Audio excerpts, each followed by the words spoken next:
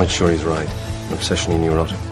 Pretty dangerous, in fact. Let us never tolerate outrageous conspiracy theories. Do you mean you doubt your powers to convince him? Say it! Say it! All right, I'll say it. Worse than that. What I'm afraid of is his power to convince me. We're talking about putting a manifestly irresponsible man on national television. Sweetheart, be reasonable. War. This is the end game.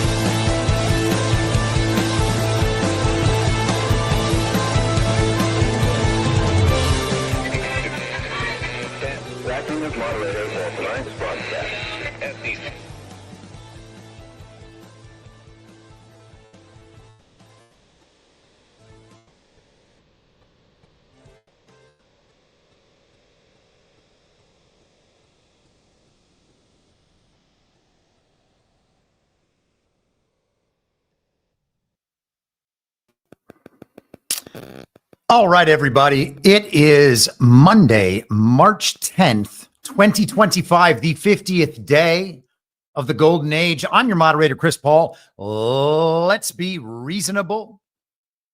We are back from GART in Las Vegas.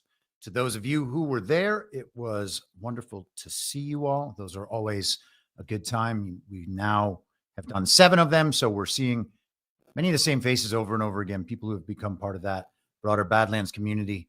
That's always very nice. Thank you always for the kind words and for the gifts. What a great weekend. A little exhausted, but we're going to be just fine. Plenty going on to talk about. And we've got 4.5 days, 5 days to cover. I don't think we're going to cover all of those 5 days, but I think we'll get ourselves mostly there.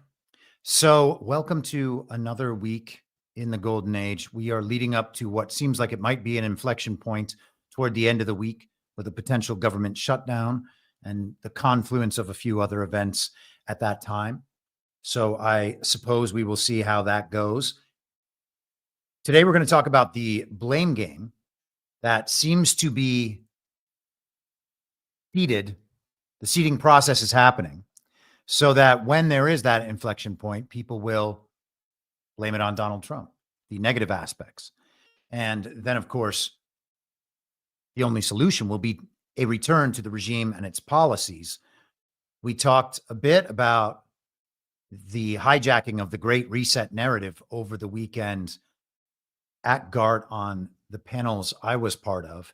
And I want to just quickly recap that idea. We have the Great Reset plan, the agenda on one side, the agenda of the World Economic Forum. Klaus Schwab wrote COVID-19, the Great Reset. We know themes about you will own nothing and you'll be happy. We have the UN 2030 agenda, globalism broadly, the needs and interests of the transnational corporations, the emergence of this technocracy potentially coming up toward the singularity. Elon Musk said we were on the event horizon of the singularity just a couple of weeks ago. And I think that this week is going to be a big one in that direction. And so in advance of that, we are seeing Donald Trump blamed for what they suspect is going to happen and some of the financial setbacks as they're being described in the media in the lead up to that.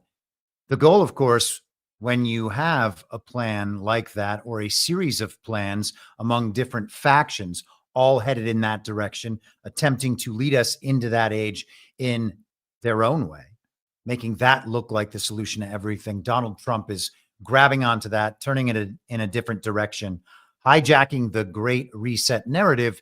And through the formation of beliefs around that, we would then be able to redirect that Great Reset towards something that is not so dystopian, something that does not constitute the end of human liberty for centuries or millennia to come. And so there's a significant meltdown, of course, that goes along with that. People are sensing that something's coming. And I want to start today with just a perfect illustration of contemporary liberalism in microcosm. Check this out. This is how the leftists are reacting to Elon Musk. They are attacking Teslas and Tesla dealerships as well.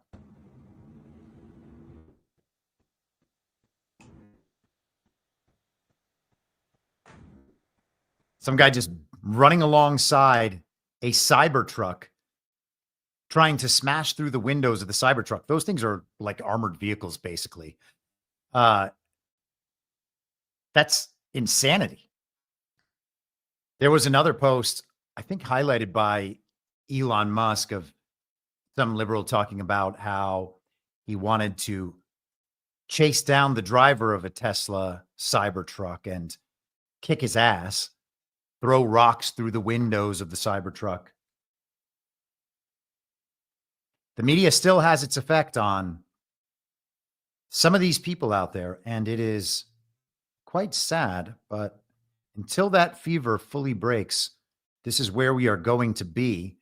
And in line with the ongoing attacks against Teslas and Cybertrucks and Tesla dealerships by the indivisible activist community, among others, we have this today.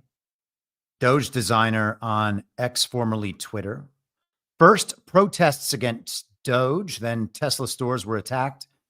Now X is down. I wouldn't rule out the possibility that this downtime is the result of an attack on X, formerly Twitter. Elon responded, there was, parentheses, still is, a massive cyber attack against X. We get attacked every day, but this was done with a lot of resources, either a large coordinated group and or a country is involved. Tracing. So potentially a nation state level attack against X, formerly Twitter, to block it worldwide. There are people in various chats that I'm a part of today talking about how X is down in parts of Europe as well. And it's been back on and off a few times at this point. This is Newsweek covering it earlier this morning, or perhaps this afternoon, I guess. Dark Storm team claims DDoS attack on X causing major outage. And because everybody is obsessed with X, formerly Twitter, this is a major story, and they're doing live updates. X is experiencing its third major outage of the day, with users reporting widespread login and loading issues. The hacking group Dark Storm team has reportedly claimed responsibility for a DDoS attack on the platform, according to a public Telegram post. Newsweek has reached out to X via email. Apparently they have not responded, but Elon, of course, has been responding on his own. Partial recovery. Elon says that the hack is an attempt to silence him. Thousands of reports. It's still down. And this right here is where we started. So X is under attack. The most important news site in the entire world, we are told, by the man who operates that site. And, you know, of course, not something that you could actually glean from reality unless you were still entirely addicted to the central narrative. Once you actually are off X, then it becomes very apparent that it is just the same stories cycled through over and over and over again, most of them info ops. And there is some intelligent chatter on there occasionally, but ultimately it is the intellectual kids table. And there are more reports recently of censorship on X. Raheem Kassam from the National Pulse, one of Steve Bannon's guys on War Room, was locked out of his account last week, being forced to delete a post because he used a no-no word. And so that's still very present. They have all sorts of ops being run, even the pro-Nazi ops. But you can still, if you are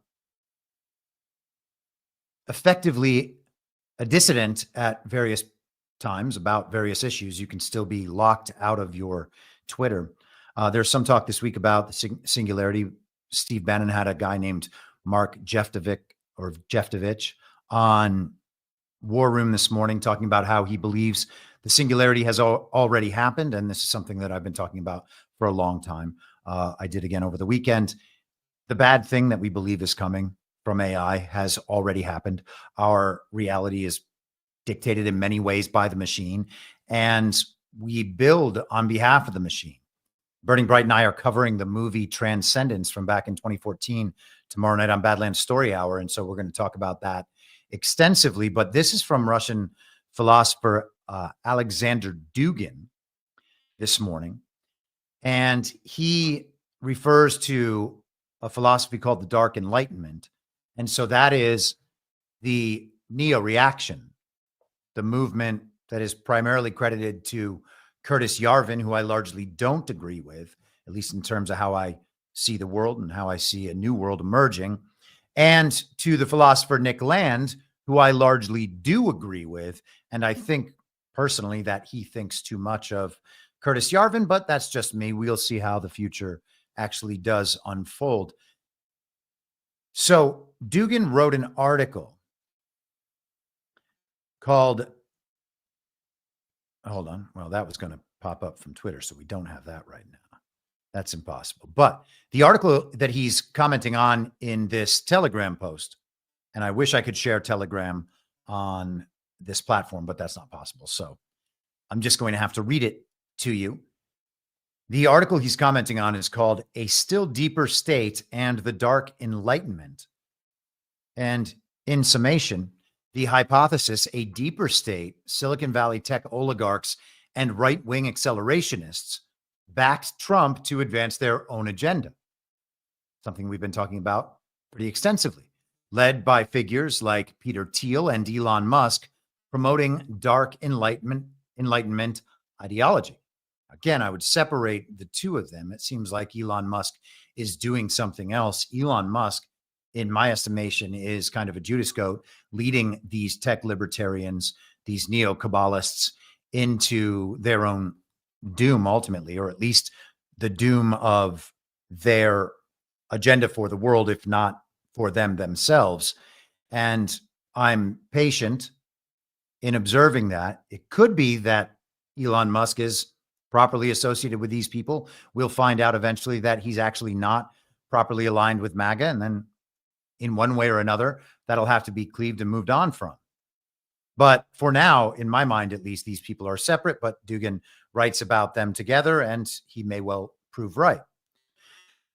It prioritizes technological acceleration, AI, space exploration, crypto, over liberal humanism, viewing woke policies as obstacles to progress. Again, many people in the MAGA movement see woke policies as a problem. And of course, I think maybe we all do, but they're not the primary problem.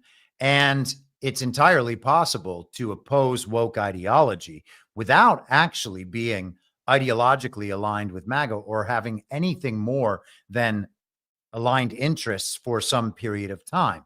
And neocons can have aligned interests with MAGA for some period of time. Liberals can have aligned interests with MAGA for some period of time.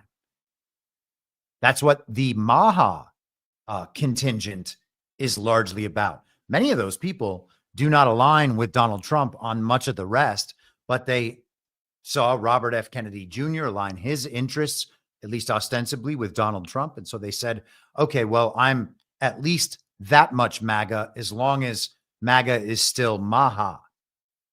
So it's entirely possible for people with a wide range of ideologies that by and large conflict with our interests to still be aligned with Trump and the agenda for some period of time and on those particular interests. And the technological accelerationism right now is that. Is Trump drafting onto that movement, or because that movement was largely at the forefront of the Great Reset agenda? Or is that movement drafting on Trump, who has taken the lead? And for a reminder about drafting, I actually have now put that clip in here. So let's just take 40 seconds. Something, Harry. I got it. drafting. One car tucks in behind another. Two cars can go faster than one. They divide the air resistance between them. Now here's where it gets interesting. The lead car has to floor it to hit 200 miles an hour, but the car that's tucked in behind doesn't. It can go just as fast and still have power in reserve. So when these two cars come off that last turn, the car that's in back can move out of the draft and slingshot past the lead car, beat it to the finish line. And you go straight to victory lane. Ah, Tom Cruise, what a stud. And by the way, I'm not sure if you have noticed, but the StreamYard scene format is still not fixed. Okay, so is Trump drafting on the tech acceleration, these tech libertarians at the forefront of the Great Reset agenda, moving in us into this new technocratic age, or is it the other way around? The important thing is that we understand the distinction. We can understand when other ideologies are aligned with ours while we pursue common interests. But we must also keep those separate so that we don't accidentally end up pursuing their interests instead, thinking that all of them are the same. And that has been a major, major problem. It might be the major problem for the MAGA movement over the last 5 years that I've been a part of it. I think it's incredible, having left an ideological movement and mindset myself to come to this one. It's interesting to see all the people that didn't have to leave anything behind to come to this one. Most of those people just believe that they've been right all along, and they are so desperate about being in a minority that was held powerless and out of the conversation for so long that they believe themselves to be in desperate need of allies and will then incorporate whatever allies they can find and describe in any way. And it's usually the television just handing them these allies. They'll believe those people are legitimate friends and then preach unity, trust, faith in those people when they actually deserve none. Something that is far easier to observe from the outside, in my view. Let's continue with Dugan. He argues that traditional institutions, the Dark Enlightenment argues that traditional institutions like monarchy and closed society better enable technological leaps. And that is Yarvin's argument. He might be right about that. I'm not sure. The monarchy he describes is not exactly like just one monarch controlling everything. It's just a very top-down society, but these societies will kind of self-select and be much smaller and more enclosed, and the government will be viewed more as an offerer of services. And so you would live in a place under a government whose services you desire. If you want to live in a certain kind of society, well, someone will inevitably just be there to build that sort of society. And Yarvin actually prefers, and maybe I should say accepts, the possibility that some of those disparate societies will prefer something like communism when he is not, as he describes it, a communist, although his grandfather was a communist who he believes helped defeat the Nazis. Sure. He's accepting of all the various ideologies, whatever might spring up in these disparate societies, because the realization would be that they don't actually have to impact the other societies. I'm not totally convinced that that isn't profoundly ignorant. Yarvin is also, I believe, it seems to me from his writing and from the way he describes himself, an atheist and perhaps a nihilist, but at the very minimum, a scientific materialist who believes in the normie understanding of history, though he has memorized absolutely all of it and absolutely all of the counter-narrative history as well. He's a very intelligent guy and a very smart, entertaining, and convincing writer. I just happen not to agree with him. So the blueprint for 2025, as Dugan describes it, he says blueprint for conservative revolution staffed by teal-linked figures. And he points out specifically Russell Vought, who is the director of the Office of Management and Budget under Trump and was in the first term as well. And Vaught seems to be very technically adept at finding the ways to dismantle the deep administrative bureaucratic state, which is something we're all on board with. But again, the techno-libertarians are all on board with it too, because they don't want the centralized federal government controlling everything. They want to take all of that down and fragment it and privatize it. And so we're going to talk about some of that today as well. Dugan says Trump's success hinges on an alliance between populist conservatives, the trad right, and tech oligarchs, the tech right. And he is creating a new global power axis to redefine the global order. The Trump revolution is not just political, but metaphysical too, aiming to a tech-driven societal transformation. And so that is where I would leave the Dugan opinion on that behind. I don't actually think that Trump is a representative of that. I think that he understands that separation. He is on one side of it. And the emergence of the tech power, as we see it right now, was going to be totally unavoidable. And that's why I talk about the idea of drafting and hijacking the Great Reset agenda. That's not something that can just be taken out of the picture. This is decades, if not centuries, if not millennia, in the making. And so it has to be dealt with and redirected. That is my theory of the case. It also turns out that and again, part of my theory of the case is I believe that all of these stories as we see them now would be happening in much the same way without Trump to translate and redirect these stories if Trump was out of the picture.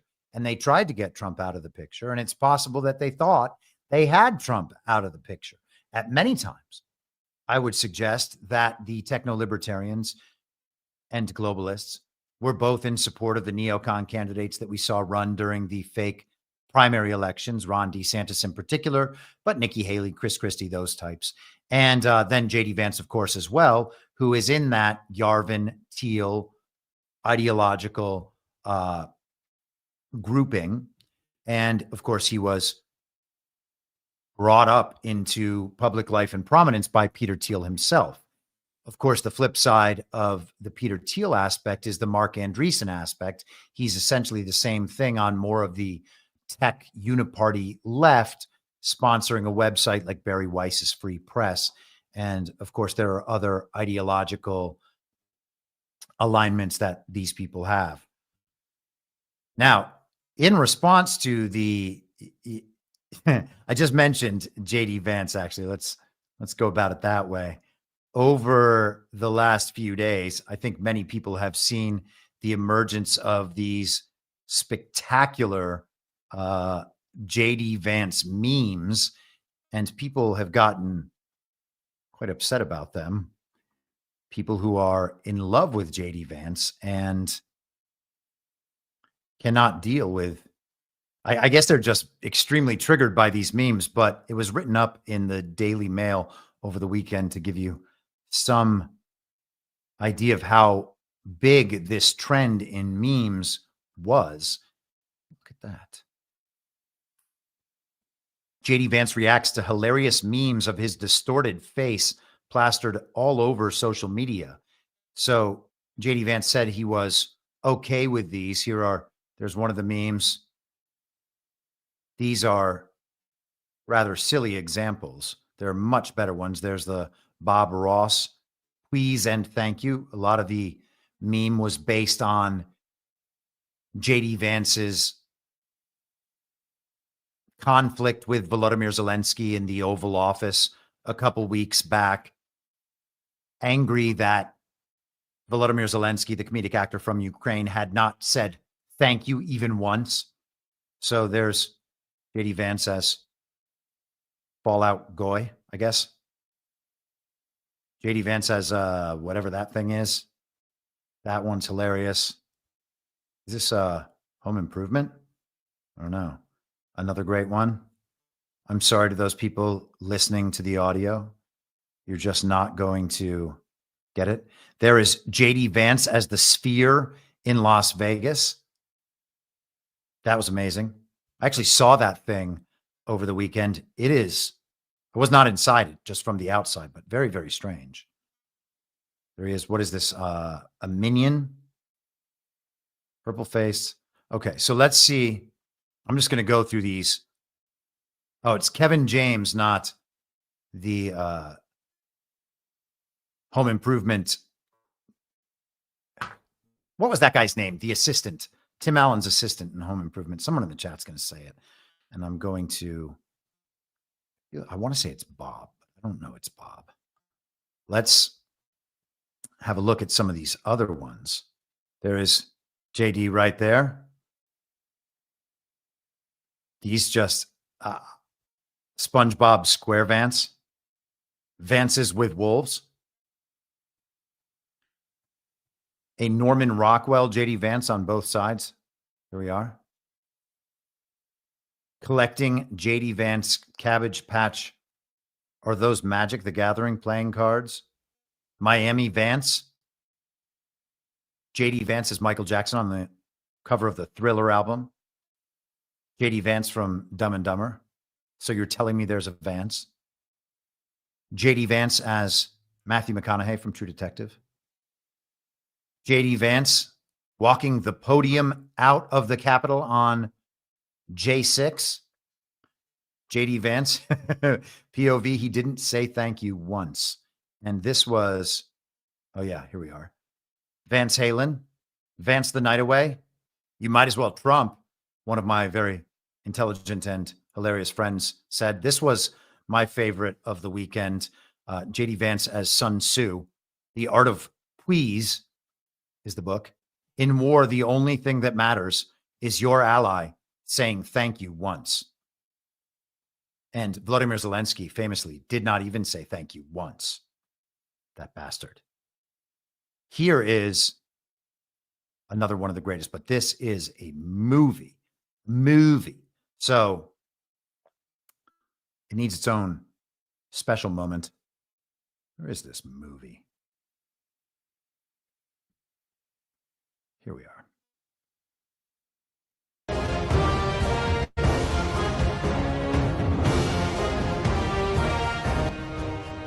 JD Vance patrolling Washington, D.C. for the next bureaucrat that refuses to say thank you to the American taxpayer. Wow. And JD Vance finally responded by posting a picture of one of the memes of himself, the one that I guess he thought made him look cool. And you can judge that for yourself. But I would suggest that this is the sort of meme trend that has taken the possibility of JD Vance being the successor as president to just about zero. And I think that maybe the people who were just insanely triggered by all of this over the weekend perhaps realized that you kind of don't come back from this. He's not a serious character, and people have realized that he's not a particularly serious character. And I can't say I'm sad about that.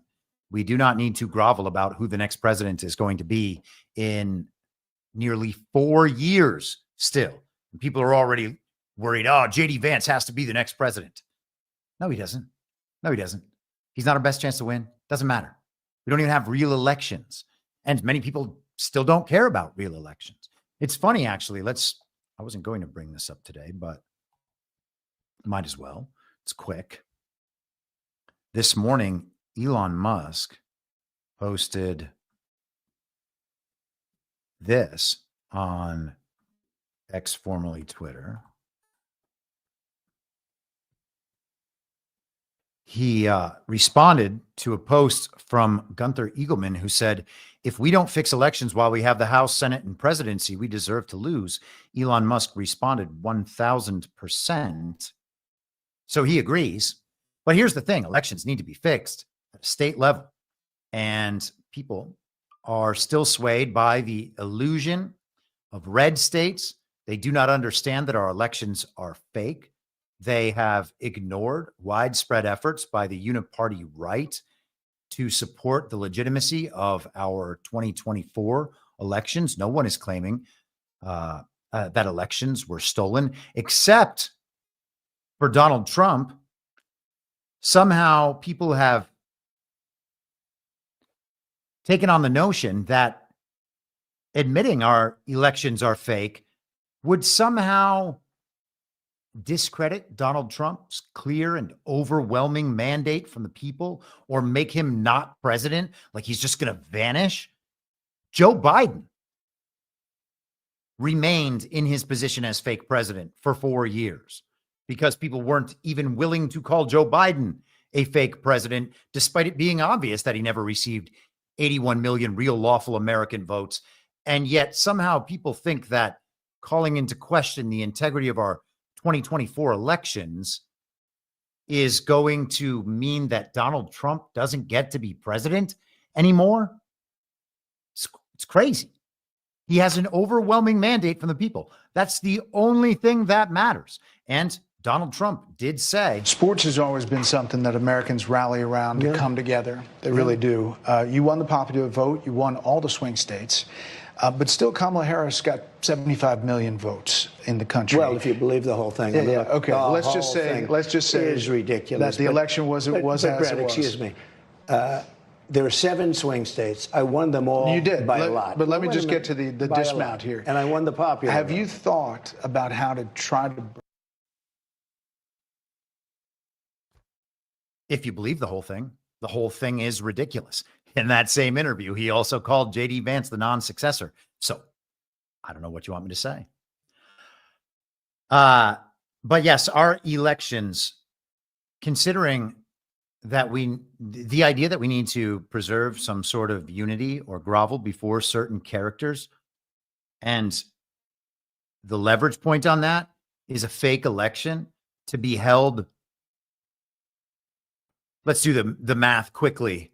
What do we have? 44 months from now? 44 months from now. And we need to grovel for a character based on a fake election to come at some point. It is insane. And those memes were absolutely hilarious. Donald Trump had a couple interesting appearances over the weekend. On Friday, he held a crypto summit meeting at the White House.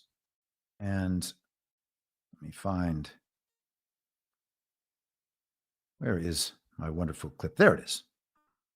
Gianni Infantino is my friend for a long time, and during my first term, we worked out a deal to get the World Cup, and then because of lots of interesting things that happened, I ended up being president. When it showed up, I was always disappointed. I wasn't going to make it. I was going to serve 8 straight, and said we did it the hard way, but maybe the more important way. Man, isn't that crazy? He got the World Cup and he got the Olympics in the United States. And then he thought the whole time that he was going to do 8 years. He wouldn't end up then being the president when the Olympics and the World Cup and America's 250th birthday happened. And something happened, and it just turned out that he wasn't president for the last 4 years, quote unquote, and now gets to be president for all of those major events. How did it happen? Well, one way it definitely didn't happen was as the result of real, legitimate elections. But thank goodness we voted hard and committed ourselves to the regime's system. And it has to be mentioned. We talked about that on this podcast for just about a year in advance of that election, that the votes weren't going to be real. The elections weren't going to be real. Nothing was done to make our elections more legitimate. Nothing. And the only possibility, because they were never going to be able to sell a narrative about how Joe Biden, or Kamala, as it turned out, was able to win a fake election after a fake campaign, after fake primaries. The earliest debate of all time. Remember that when Trump debated Biden.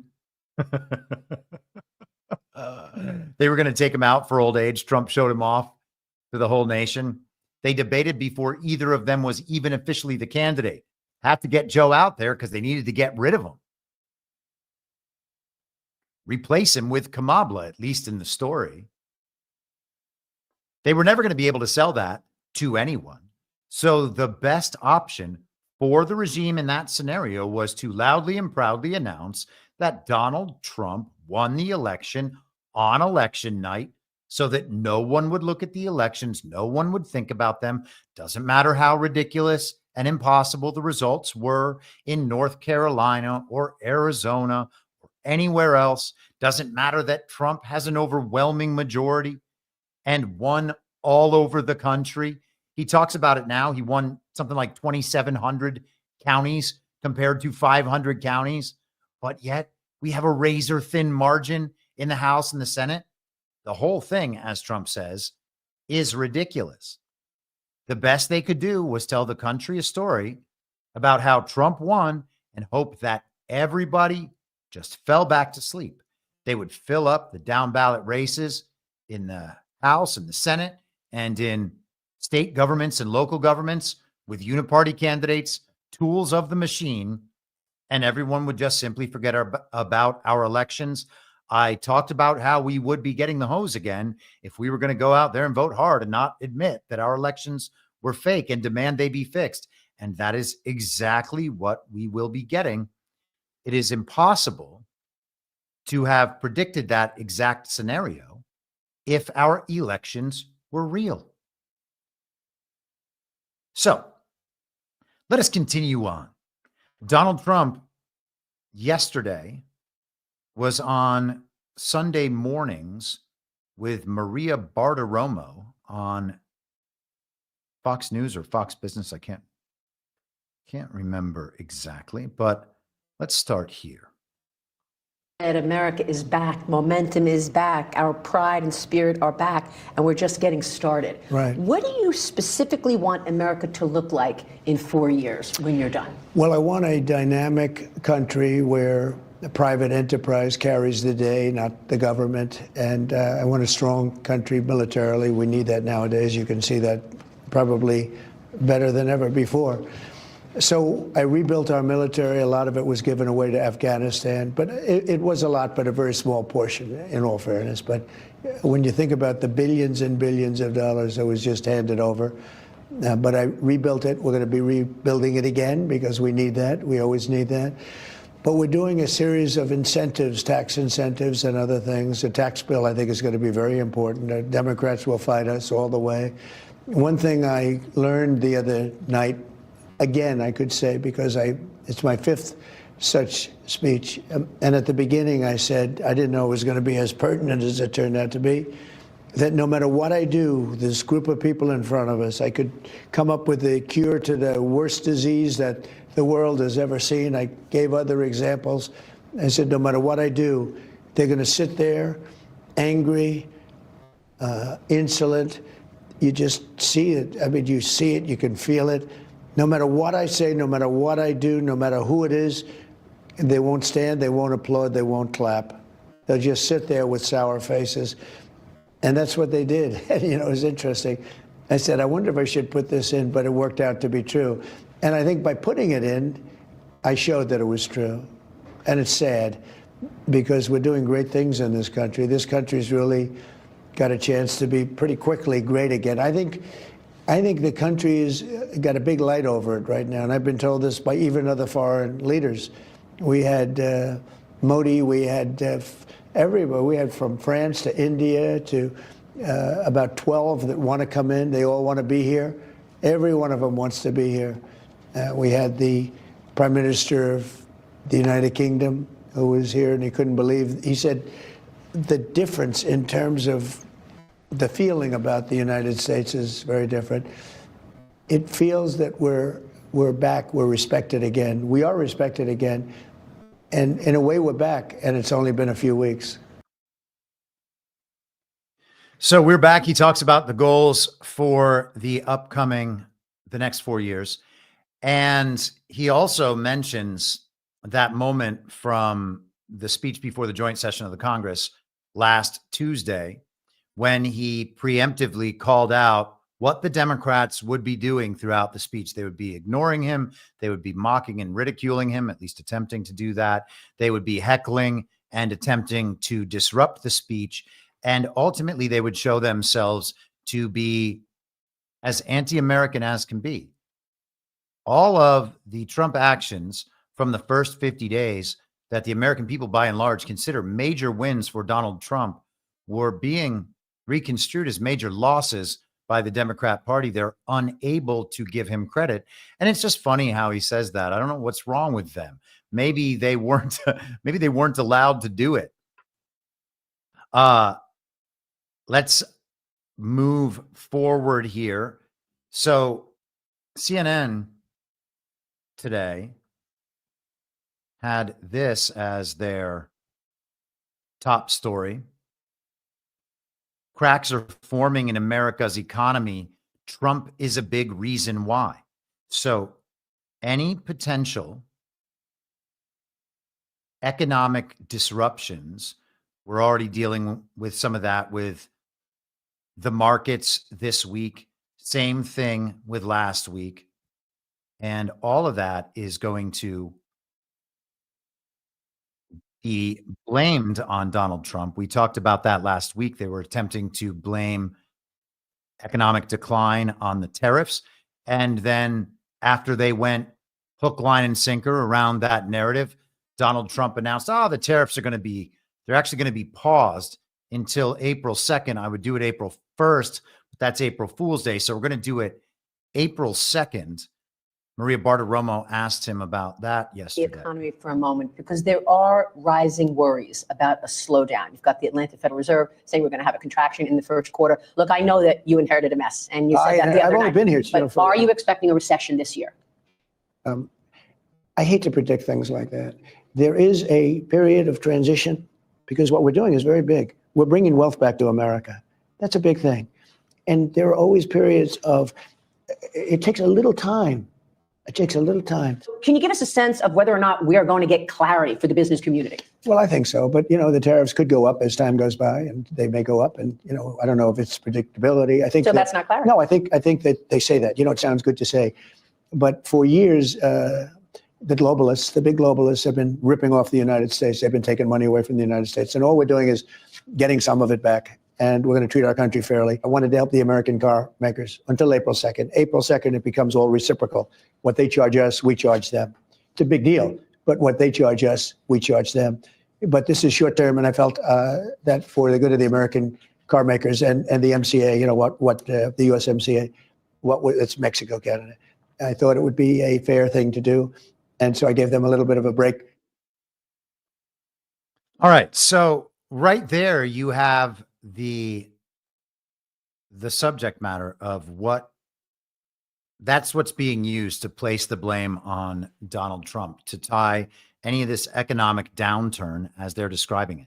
This is not a big deal. These things are expected. The markets are the markets. Donald Trump and the MAGA base, the people who were most affected by what happened in 2020 are not the same people who are being affected right now by this. Now, we can talk about this stuff in relation to concepts around drainage. I think that's what's happening. We talked about that last week with the Panama Canal and BlackRock potentially as a drainage vehicle. We will see how all of that goes. The idea described by Trump and in various venues and by Scott Bessent, as we'll see in a little bit, is to re-privatize the American economy. Bessent talks about it with the banks and deregulation, but it's true of corporations as well. At some level, there is a punishment required for transnational corporations who have helped to implement the global regime agenda here in the United States of America against the interests of the American people. So I think that is partly part of the explanation, I should say, as to what's happening right now in the markets and beyond. Talk about the tariffs. The tariffs were the big cause of all that last week. And then he said that he didn't like to make predictions about recessions or not. So the big headlines today are about how Donald Trump refused to rule out that we would be in a recession. And that is what's causing the markets to tank. CNN starts out their article, cracks are forming in America's economy. Trump is a big reason why. America's nearly 5-year economic boom is starting to show its age. 5-year economic boom. Did you feel the economic boom of the last 5 years? What part of the economy experienced an economic boom for the last 5 years? That's preposterous. Joe Biden, the fake president, Joe Biden, oversaw an economic boom for the last 5 years. Was 2020 an economic boom? What it was a transfer of wealth to billionaires and oligarchs and major transnational corporations that pushed towards centralization and monopolization of markets and industries. And to the extent that those stocks, particularly tech stocks, drive the standing of the markets overall, they did well, and which means, people believe their 401ks are doing well, et cetera. But that couldn't possibly last on those ill-begotten gains. The article from CNN, cracks are forming in the economy's foundation. Layoffs are mounting, hiring is slowing, consumer confidence is eroding, and inflation is picking up speed. Although all of those things would almost certainly be happening if former Vice President Kamala had won the election. The uncertainty that President Donald Trump's economic policy has unleashed is exacerbating those problems. So it is, last week it was the tariffs. Maria Bartiromo was concerned about the uncertainty because it was the tariffs, and then it was the taking off of tariffs that were causing the economic problems. So the tariffs caused them.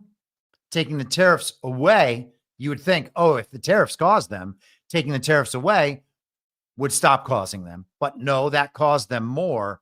And then it was just Trump refusing to dismiss the idea of recession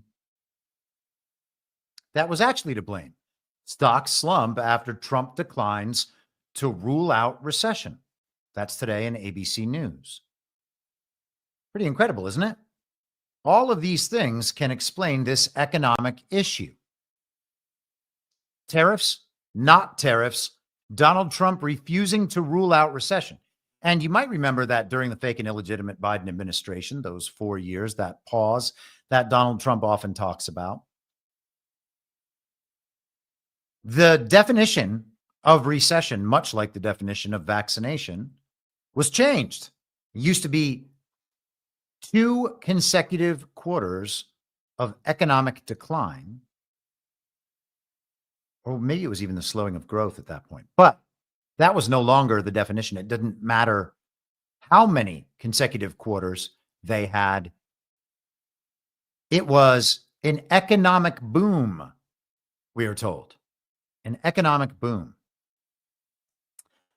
Let us get to, we're going to come back to some of that. But let's go to Donald Trump and the creation of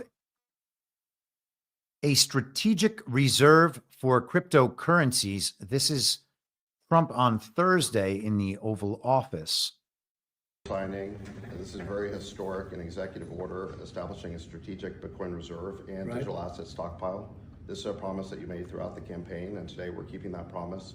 The reserve will be capitalized with Bitcoin that the federal government already owns, so it won't cost taxpayers a dime. This is like a digital Fort Knox for digital gold.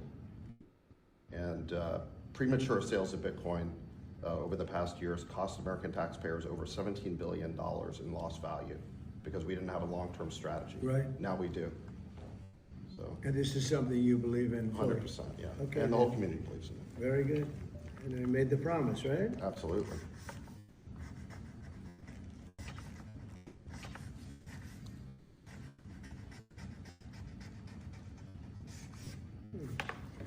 Okay. How about that signature? That is really some signature. My signature is garbage. I don't think my signature has ever matched from one to the next. I don't plan on making one that does match either. So a strategic Bitcoin reserve and a crypto asset stockpile, he separates Bitcoin from other cryptocurrencies. Wonder what that means. I know, XRP people. You're totally probably right.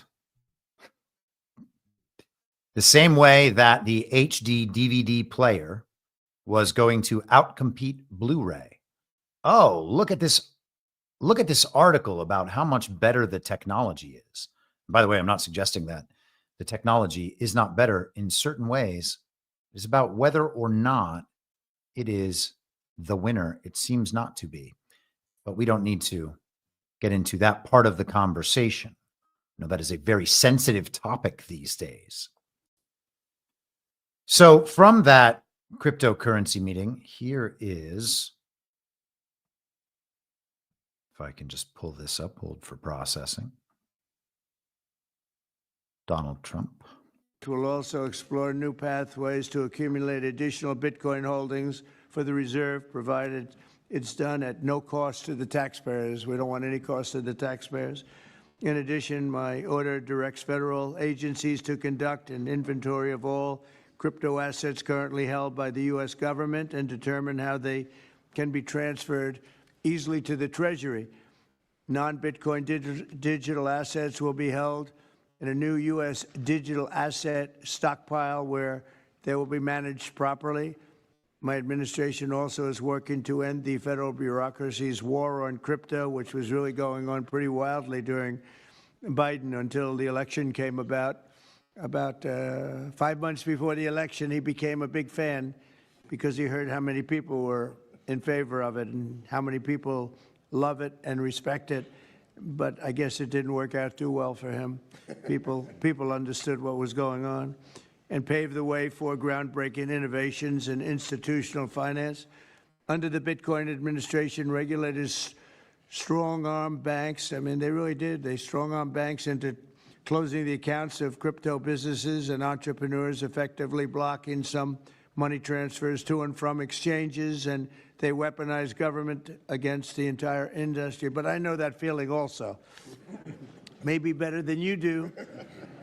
All of that will soon be over, and we are ending Operation Chokepoint 2.0.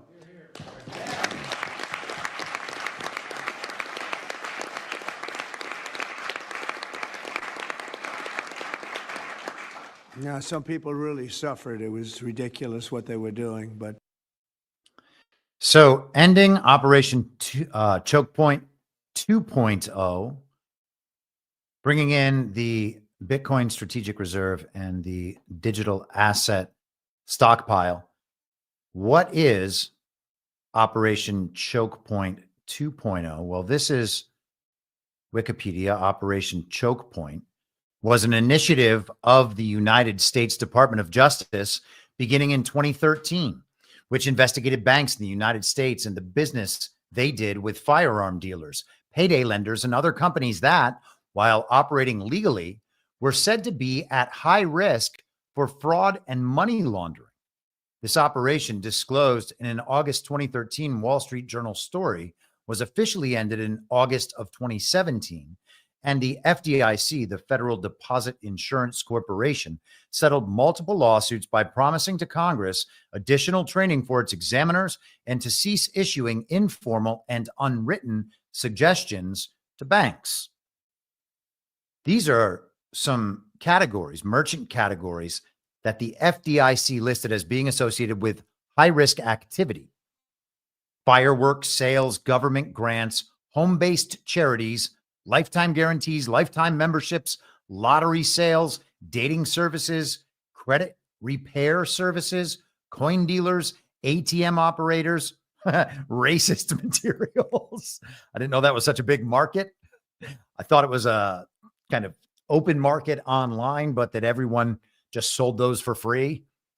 Pornography, quite a market for that, I'm told. Online gambling, tobacco sales, travel clubs, etc. That's a wide variety of businesses. To simply have them labeled as primary targets for fraud and other financial schemes, very bold. And you can imagine how the targeting of so many businesses who may operate in addition in the crypto space would be a detriment not only to legal businesses, but to cryptocurrencies. We're told the big problem is that they're vehicles of fraud, as if somehow prior to cryptocurrencies, the world didn't have enough vehicles for fraud. Our entire world is run by an international criminal enterprise. Fraud and money laundering are two of their greatest skills. Operation Chokepoint 2.0, this is perplexity, refers to a coordinated effort by the Biden administration's financial regulators to restrict banking services for cryptocurrency and digital asset companies. This initiative is seen as a continuation of the original Operation Chokepoint. Key aspects include regulatory pressure, debanking, deposit limits, stigmatization, and regulatory scrutiny. Critics argue that Operation Chokepoint 2.0 violates constitutional protections, including due process and the non-delegation doctrine. The initiative has been controversial, with some lawmakers and industry participants claiming it unfairly targets the digital asset ecosystem and stifles innovation. So Donald Trump is calling that a wrap. This is Paul Grewal with a thread on X, formerly Twitter, seen here at threadreaderapp.com. He says they haven't gotten the message despite a huge week for crypto across the rest of the federal government.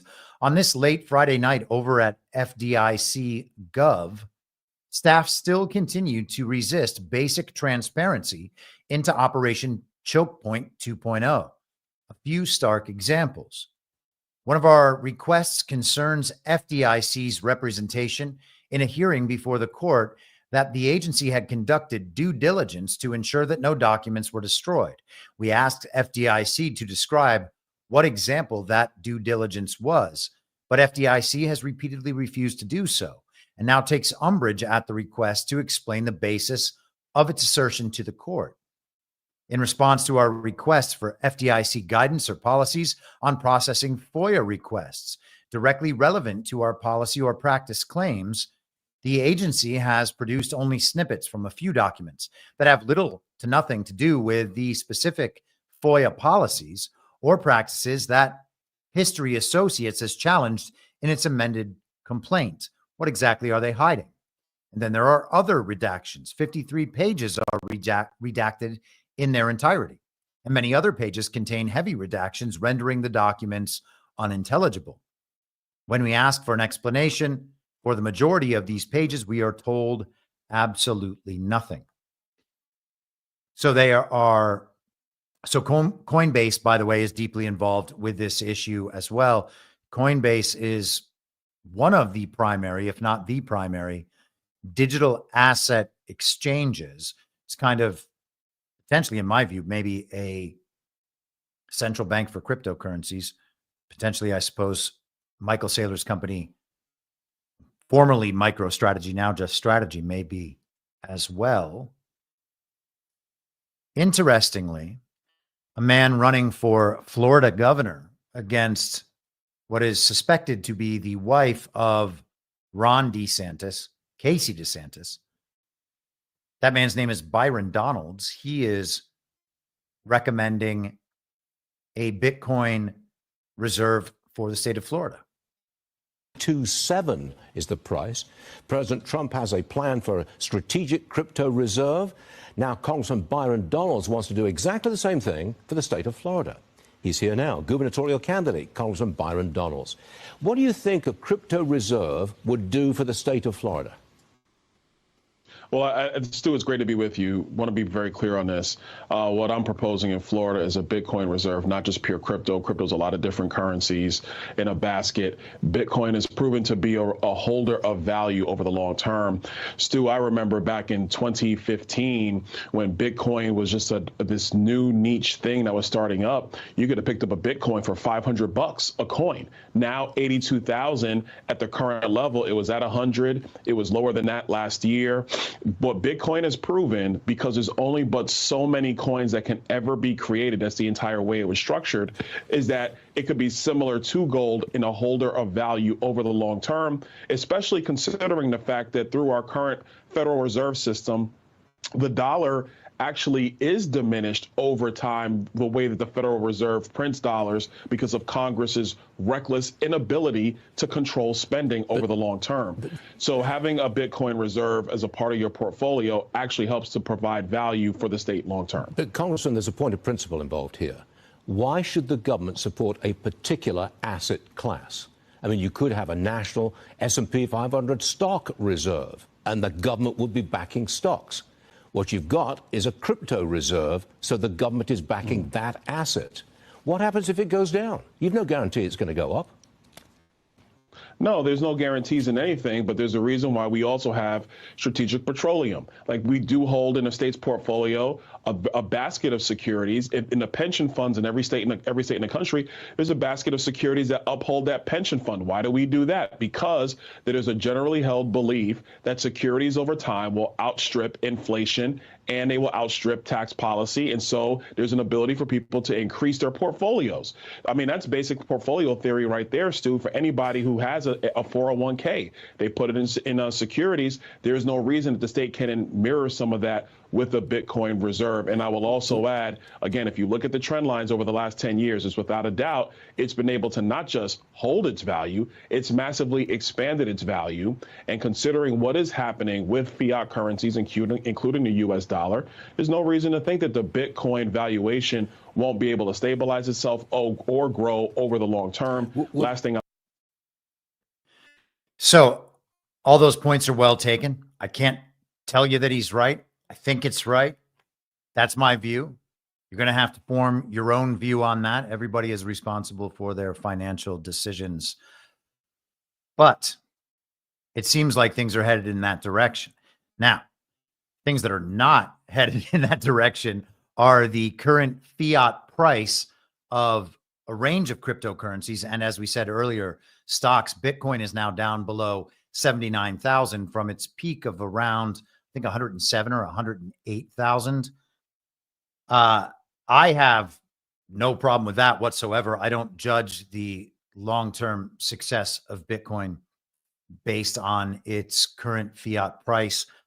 I am one of the people that holds it. I'm not trying to earn additional fiat currency. I think it's potentially going to be a global strategic reserve currency, and that other currencies will be pinned to the value of Bitcoin. I think there's a reason that the BRICS nations are setting up Bitcoin mining operations in smaller countries all across the world. That is a trend I've been following for a long time. It's always possible to be wrong about these things. But if you're planning to hold Bitcoin, which Donald Trump is, and I think I grabbed a clip for that about holding Bitcoin. Perhaps I did not. But Trump talked about how when you get Bitcoin, you hold and you never sell. That is my policy as well. In that case, if the Bitcoin price drops dramatically, you get more of it with less of your fiat currency. You can also conceptually flip it around and think, well, maybe Bitcoin is stable and the value of the fiat currency is what's dropping as the markets are being shifted. And potentially, Trump has said we're bringing a lot of those dollars around the world back on shore. We'll see how that goes. One would expect that upon the announcement of the US government having a strategic Bitcoin reserve, the Bitcoin price might spike. People might believe, well, that must be a safer investment. Therefore, I want to invest in that. So the fact that it's not going up and is actually going down means there are theoretically lots of people out there selling their Bitcoin. Now, I don't know how that's working, but I suggested on Devolution Power Hour on Saturday night that potentially it's my view that one of the processes we are witnessing in the domain of drainage is that money that has been laundered, and what we've seen for the last however many years, certainly longer than a decade, is that the regime increases the fiat money supply by just creating new fiat currency from nothing and then laundering that money and paying off whoever is necessary to implement their agenda worldwide and enrich certain parties. And of course, they're able to move and influence markets through control over information. Censorship and propaganda are major tools in doing that, especially online via Twitter, etc. So if you want to eliminate that fiat money supply that was printed from nothing, and you want to potentially unlaunder that money from those who got it in totally criminal ways, then you would seize those assets and then flush them back through the market, which you could do using cryptocurrency as a medium. And I think that the Sam Bankman-Fried example does a lot to explain some of this. And then ultimately that cryptocurrency would have to be flushed back out into the market, allowing people to acquire it. Trump signs a strategic Bitcoin reserve and the American government doesn't immediately go out and purchase at market prices as much Bitcoin as it possibly can. Those things are a little strange. So I'm wondering what it is that has created not only just a price stabilization as we saw through the weekend, but today in particular, a major drop off. We will have to see as things go on. Let's just take a second and we'll do drainage today. I love this clip, and it's a good way to visualize what I was just referring to. That land has been had. Nothing you can do about it. It's gone. It's had. If you would just take this lease, Daniel. Drainage! Drainage, Eli, you boy. Drain dry. I'm so sorry. If you have a milkshake, and I have a milkshake, and I have a straw, there it is. That's a straw, you see. Watching. And my straw reaches across the room and starts to drink your milkshake. I drink your milkshake. I drink it up. Don't bully me, Daniel. So Daniel Plainview, played by Daniel Day-Lewis in There Will Be Blood, would be Donald Trump in this example, and Paul Dano would be all of those corrupt actors of the global regime who I believe are getting drained, and I hope that I'm right. If I'm not right, again, I said this on DPH on Saturday night as well, the patterns are all there, which means that the patterns are valid and the patterns are repeating and new information tracks on to these understandings. The problem with that is that new information might track onto the exact opposite inverted understanding. And that scenario is actually quite scary. So that would mean we're being dog walked into this dystopia, probably worse than we could ever imagine, because Donald Trump would be the one leading us there. I don't think that's the case. And obviously, I wouldn't be doing this show if I thought that was the case. I am talking about how he's hijacking that great reset narrative and diverting it. And to prove that, I think the best proof of that is that Donald Trump has been singularly the greatest catalyst for this mass awakening worldwide. I don't understand why that would have happened if not for the attempt to hijack the Great Reset agenda and narrative on behalf of the American people. And that sort of thing actually does track with Donald Trump's political philosophy and ideology over the course of decades, where Donald Trump helping out globalists and technocrats, techno-libertarians, neo-Kabbalists, etc., does not track his long-term political philosophy at all. So I don't think that it's getting drained. Or I do think that it's getting drained. I don't think that that Donald Trump is dog walking us into that great dystopia. Let us continue. Scott Bessent from that same crypto summit. Trump has signed the executive order to establish the strategic Bitcoin reserve and stockpile. We're going to position the United States as a leader among nations in the digital asset strategy. It's important for the United States to recognize this fact and get ahead of the other nations in the digital age.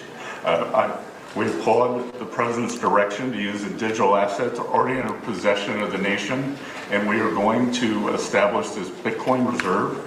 We use this authority to augment the asset side of the United States balance sheet. As I've said many times, President Trump is creating assets for the American people while most past presidents have created debt. And a large part of this asset program can be in digital assets. We are going to end the regulatory weaponization against digital assets.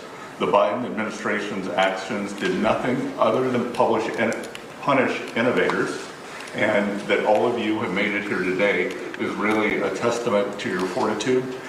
Much of Treasury's responsibility in this order relates to the tax code and determinations around risk weightings, and I'm here to assure you that we are going to work with the controller of the currency, the IRS, and we're going to rescind and amend all applicable previous guidance. And we are going to put a lot of thought into the stablecoin regime. And as President Trump has directed, we are going to keep the U.S. the dominant reserve currency in the world, and we will use stablecoins to do that. Thank you. So he's going to be creating new asset classes for the American people where prior presidents have just created more debt. Prior administrations have just created more debt. He also says they're going to rescind lots of the guidance from the IRS. And what was that last part right there? Sorry about that. I wanted to make one more comment here. We are going to put a lot of thought into the stablecoin regime. Ah, yes, now I remember. So they're going to keep the US dollar as the dominant reserve currency. The exact opposite is being suggested all around the world. There was an article this morning in The Economist. Let me just see if I can pull that up quickly. Here we are. About how Donald Trump doesn't actually want a strong dollar.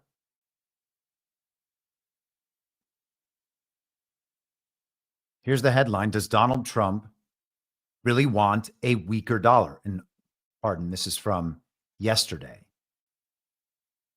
It's amusing because The Economist actually puts Donald Trump and J.D. Vance together.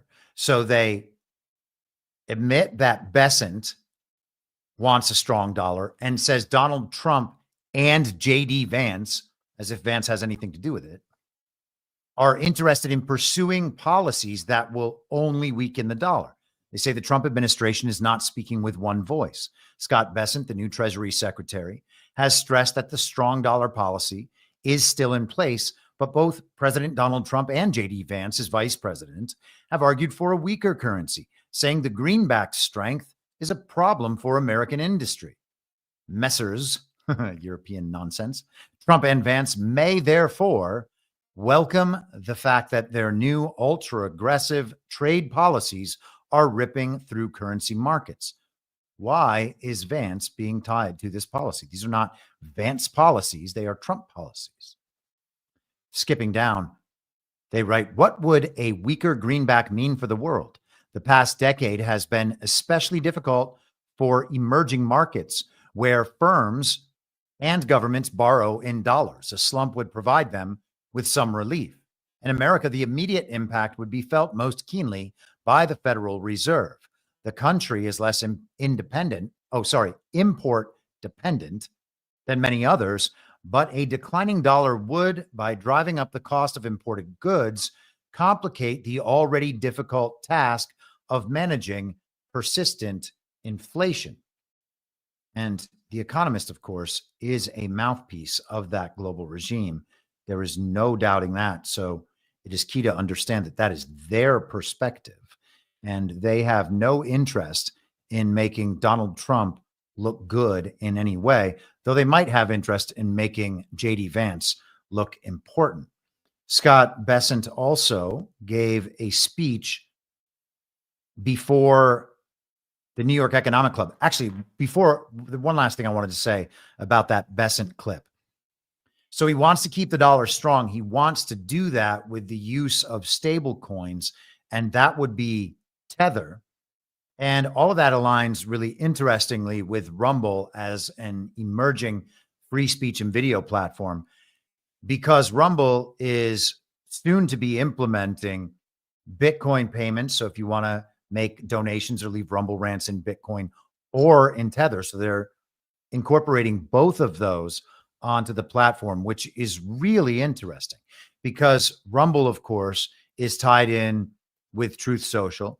The CEO, Chris Pavlovski, has an active account on Truth Social, and Truth Social exists in the Rumble cloud, Rumble's cloud service. So there's a tie-in right there, and it's similar communities on each one of those platforms. The integration with Bitcoin and Tether in particular seems to speak well of both of those. So let's go to Bessent's speech at the New York Economic Club. His remarks, the transcript from March 6th, is at treasury.gov. And he noted, first, I will address, he has three major topics in this speech. We're going to focus on this first one. But he says, I will address a critical aspect of our domestic economic agenda, responsibly deregulating the financial sector to accelerate what I call the re-privatization of the economy.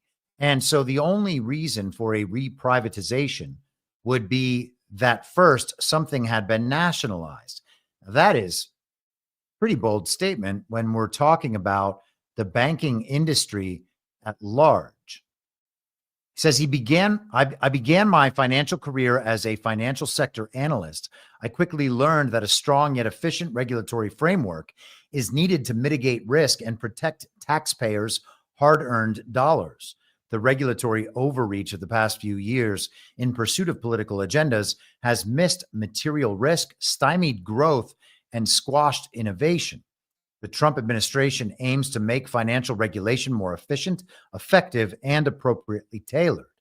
President Trump's recent executive order that requires the Office of the Comptroller of the Currency, the Federal Deposit Insurance Corporation, the FDIC, and the Federal Reserve to submit regulatory actions for review at the Office of Management and Budget, that's Russell Vought, will improve analytical rigor and discipline while increasing accountability. The supervisory failures at the heart of the 2023 banking crisis under fake and illegitimate President Joe Biden should have been a wake-up call. As the Fed's review noted, its supervisors did not fully appreciate Silicon Valley Bank's vulnerabilities as it grew in size and complexity. When risks were identified, they did not take sufficient steps to ensure that SVB fixed those problems quickly. The result was the third largest bank failure in U.S. history. It was a supervisory failure. And he goes on. But the re-privatization or privatization in the first place versus nationalization will become a major issue. I used this example at GART over the weekend. If we think about a company like Facebook and now Meta, they've been involved, or at least the platform has been a mechanism for an entire range of corruption and criminality, crimes against the American people, violations of human rights, and crimes against humanity, to the extent that the platforms were used, and social media platforms at large, perhaps not specifically Facebook in every case, but human trafficking, drug trafficking, money laundering, etc. The influence of markets on behalf of governments and corporations, the influence on elections, the restrictions on freedom of speech at the request of government, the platforms working as state actors. And of course, as I've discussed for 5 years now, the platforms initially began as DoD, tech infrastructure, DARPA, tech infrastructure and development, funding from organizations like COINTELPRO. We talked about that in the Badlands Story Hour episode about the social network a few weeks back. So they start out as government affiliated, and then we're told that they become public companies so that people can invest in them. And of course, those investments are then just extracted out by actual market movers. The retail investments keep flooding in, market movers keep changing the markets ahead of where retail can catch up. The retail investor gets continuously screwed. That's something that was brought to light certainly by the GameStop events of a few years ago, the Wall Street apes, etc. That whole movement. To the extent to which these companies have been involved in crimes against humanity, influencing of elections, the censorship of free speech, those are crimes that one would expect the government might punish. And there's certainly the legal infrastructure for punishing those crimes. Now, that legal structure, perhaps in a perfect world under the original Constitution, might not exist in the way that would allow this sort of thing. But considering that the government itself was partially involved in doing all of these things, I think it's necessary that that adjustment occurs and we can figure out what we're building next after that point. I agree with people like Steve Bannon who believe that we are in a fully post-constitutional order. And if you believe in devolution or some form of military government, which I do, then the original Constitution isn't in play anyway. So we can be principled in our referrals to that original Constitution in perhaps what the founders intended and talk about how that's an illustration of how far afield we've run. But in terms of punishing all of this, what do you do with a company like that? One would expect it would be nationalized and then re-privatized, potentially broken up and re-privatized. But we shall see. Will social media companies become like utilities? Will Amazon become the U.S. Postal Service? Is that a re-privatization of the Postal Service in process, what we're witnessing? Potentially. We have to think about these things. And then the question becomes, if one of these organizations must be punished and their assets or some portion of their assets must be seized, and this stuff has been decided in courts or however, when a company that we've always understood to be a private corporation or a publicly traded corporation is then nationalized, well, is that then the government combining with corporations? Is that communism? Is it state ownership over these corporations? Is it fascism where they're colluding? Well, we know that situation already exists in the global regime's governmental corporate infrastructure, organizations like the World Economic Forum, et cetera, moving exactly in that direction. So what does it mean if we're already there and then it's seized back? I've said for years that it's clear Elon Musk did not purchase for $44 billion the greatest information weapon in the history of the world, used to overthrow governments and move markets. And he certainly didn't do it by purchasing it from people who are already billionaires and use it to move markets and become richer and overthrow governments and implement their agenda worldwide. So what did happen there? And that was kind of the seminal moment, the impetus for the drainage theory in general. So I hope all of that makes sense, but we're going to watch this dynamic as it moves back and forth over time. And it's going to be a very interesting and confusing sort of thing to interpret, as many of these things are. You know, we talk about that train as it rides through the canyon down the tracks, and you have one of the, this is a Western movie, by the way, and you have one gang on horseback riding down the right side, one gang on horseback riding down the left side, you know, black hats and white hats, not in the way that people commonly talk about it, but in the old Western movie sense, which is similar, yes. Both those gangs arrive to meet the train at the same time. One gang starts shooting at the other, back and forth. One of those gangs is going to live. One of those gangs is going to die or run off.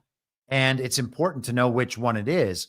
But for a time, they'll both be on that train, barreling down the tracks through the canyon together. They're both going to be headed in exactly the same direction with exactly the same vehicle.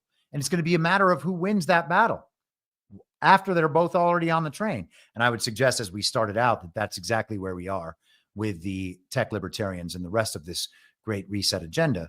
So it has to be properly seized by Trump, which requires a proper understanding of what's happening by the people, or else we cannot hijack the narrative and we cannot get there. And I would suggest that as much as people believe they have fought over these past many years to get there on the right side, it turns out that many of the people on the Trump side were not actually fighting that battle. They were fighting the same political battle on behalf of the Republican establishment that they were always fighting.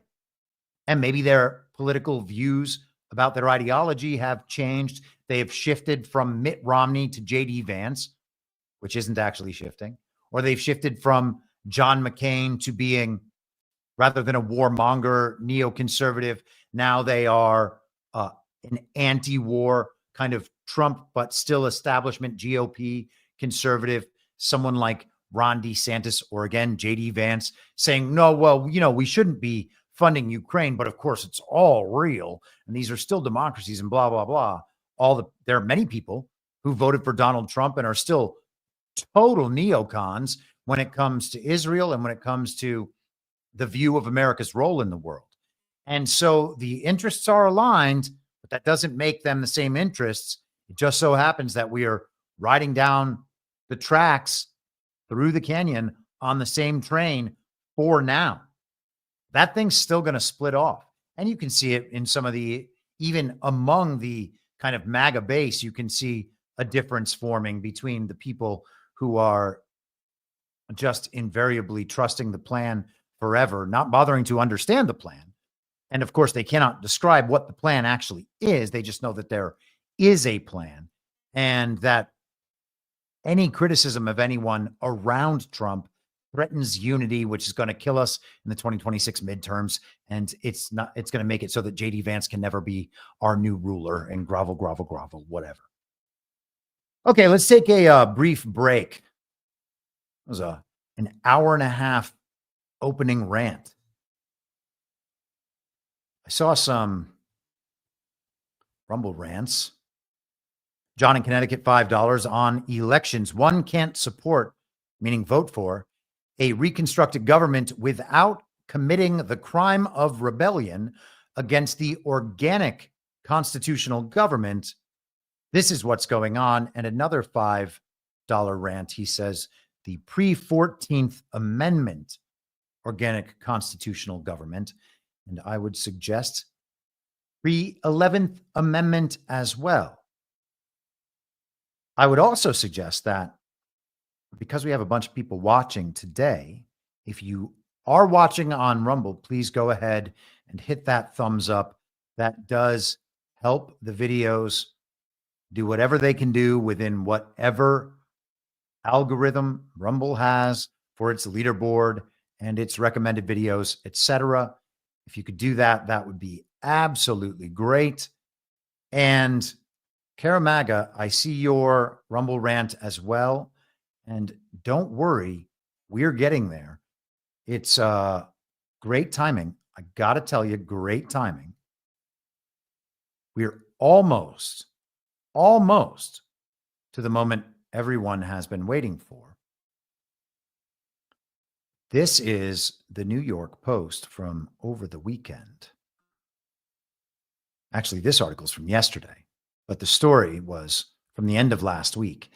AOC teams up with Florida Republican Representative Anna Paulina Luna for bill capping credit card interest at 10%.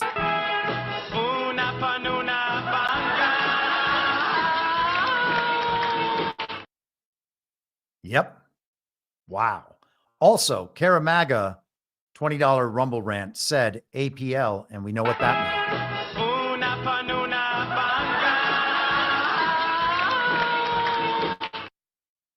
All right. Now that we've got that out of the way,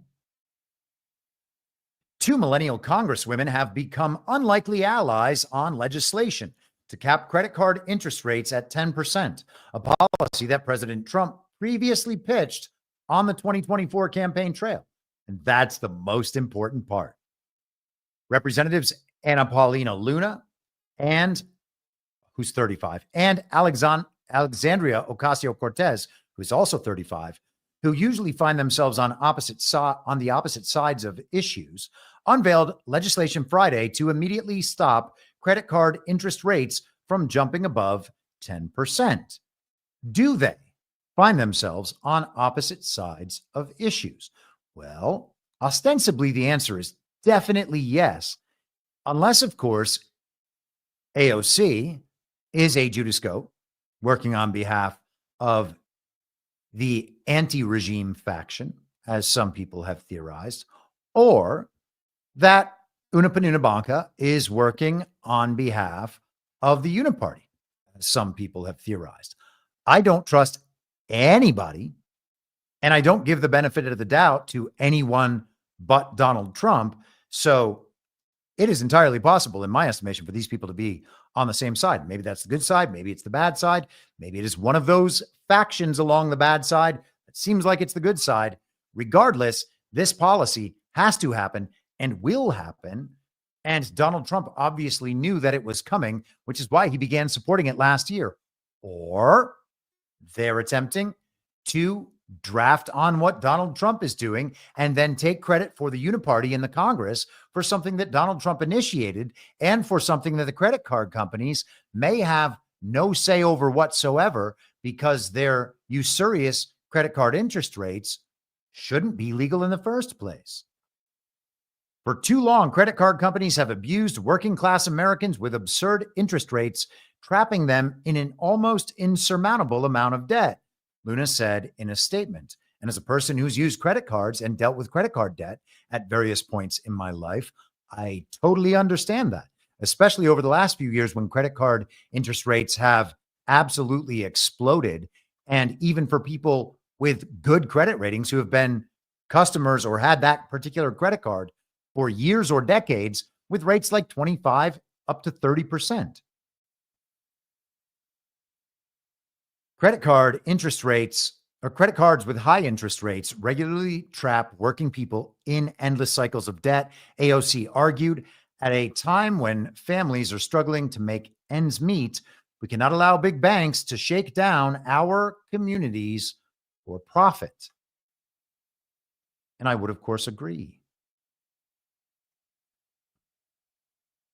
Let us go to some discussion of usury. We talked about a bit of this at various instances last year. And first, when Donald Trump initially brought it up and made it part of his campaign.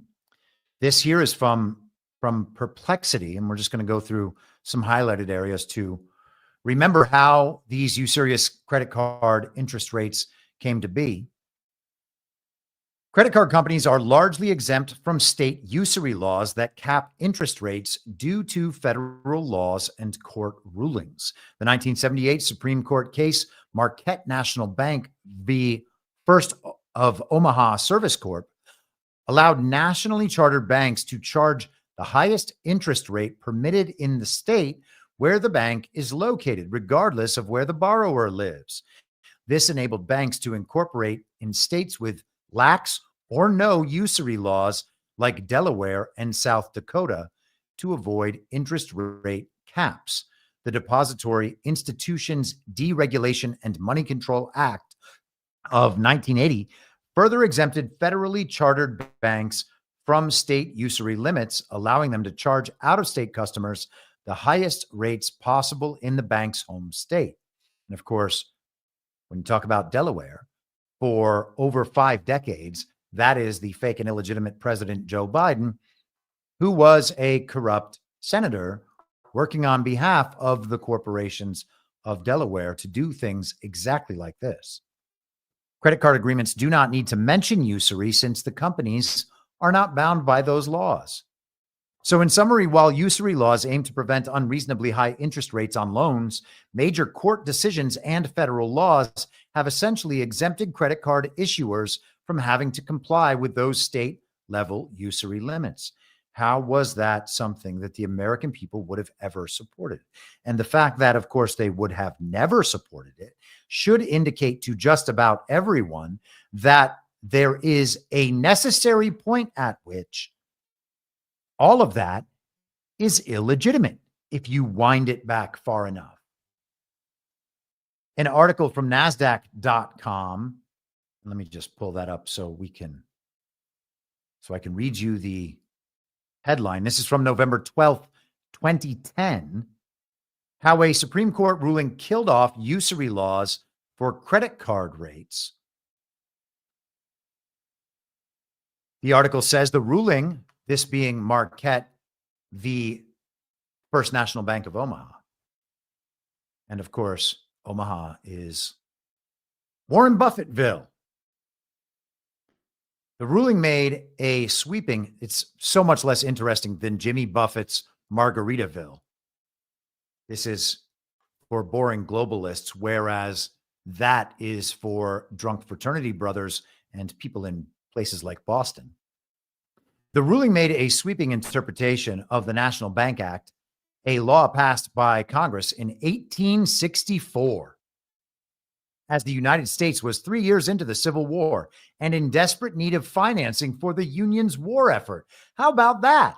They needed to create the National Bank Act and force it through with only the Union states so that the Union could get enough money from the global central bankers to be able to defeat Americans after conscripting slaves and other foreigners. Amazing.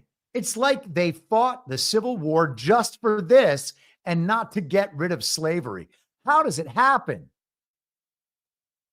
The National Bank Act created a way for the federal government to charter its own banks, which could issue banknotes backed by government bonds.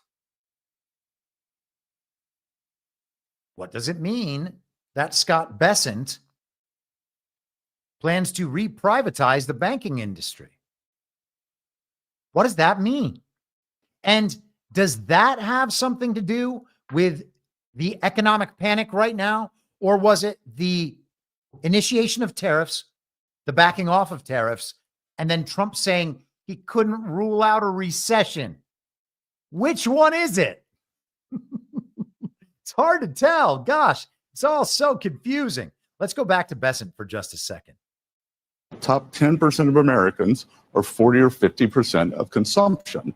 And that is an unstable equilibrium. The bottom 50% of working Americans have gotten killed.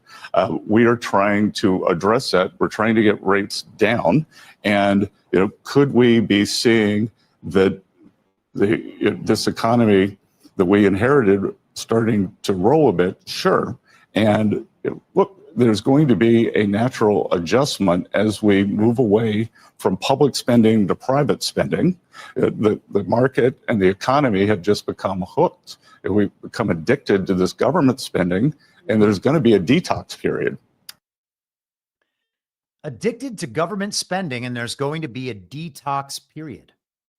We are seeing the detox period, I would argue. Let's go back to some of this usury business. The National Bank Act of 1863 was passed by Congress during the Civil War to help finance the Union's war effort and establish a national banking system with a uniform currency. And we are moving away from a uniform currency. The dollar will be the base currency, potentially tied to that stable coin. Then there will be a basket of other currencies. And perhaps Bitcoin will be in that mix on the dollar side, potentially, but certainly within the basket of currencies. Skip down to the end here. To drive state banks out of business and transition to the national system, the act levied a 10% tax on state banknotes in 1865, essentially prohibiting their circulation. By 1865, most state banks had either obtained a national charter or closed down. So in the midst of the Civil War, the Republican-controlled Congress was able to pass this major legislation, restructuring the banking system to help finance the war and create a unified national currency, overcoming opposition from states' rights advocates. And you'll remember in Donald Trump's speech last Tuesday, we showed the jacket, the pink jacket of one of the Democrat communists in attendance. And she had written on the arm the text of part of at least the 14th Amendment. Worried about the 14th Amendment being repealed. Worried about Donald Trump taking us back to that pre-Civil War era. Now, is that part of the Great Reset agenda? No, it's not. But that is what's happening, and they know it's happening, which is why they're scared of it. It is this that is being unwound, I would suggest. This is the unwinding of this is the only way to get back to that original Constitution.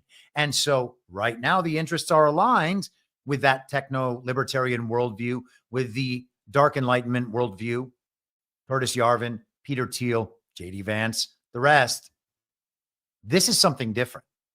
And it is amazing, isn't it, how the Civil War was about freeing the slaves. PSYOP has convinced everybody to ignore all of this about the global banking regime, which is a direct cause of why so many Americans are in such crippling debt. It's incredible, isn't it? Let's continue.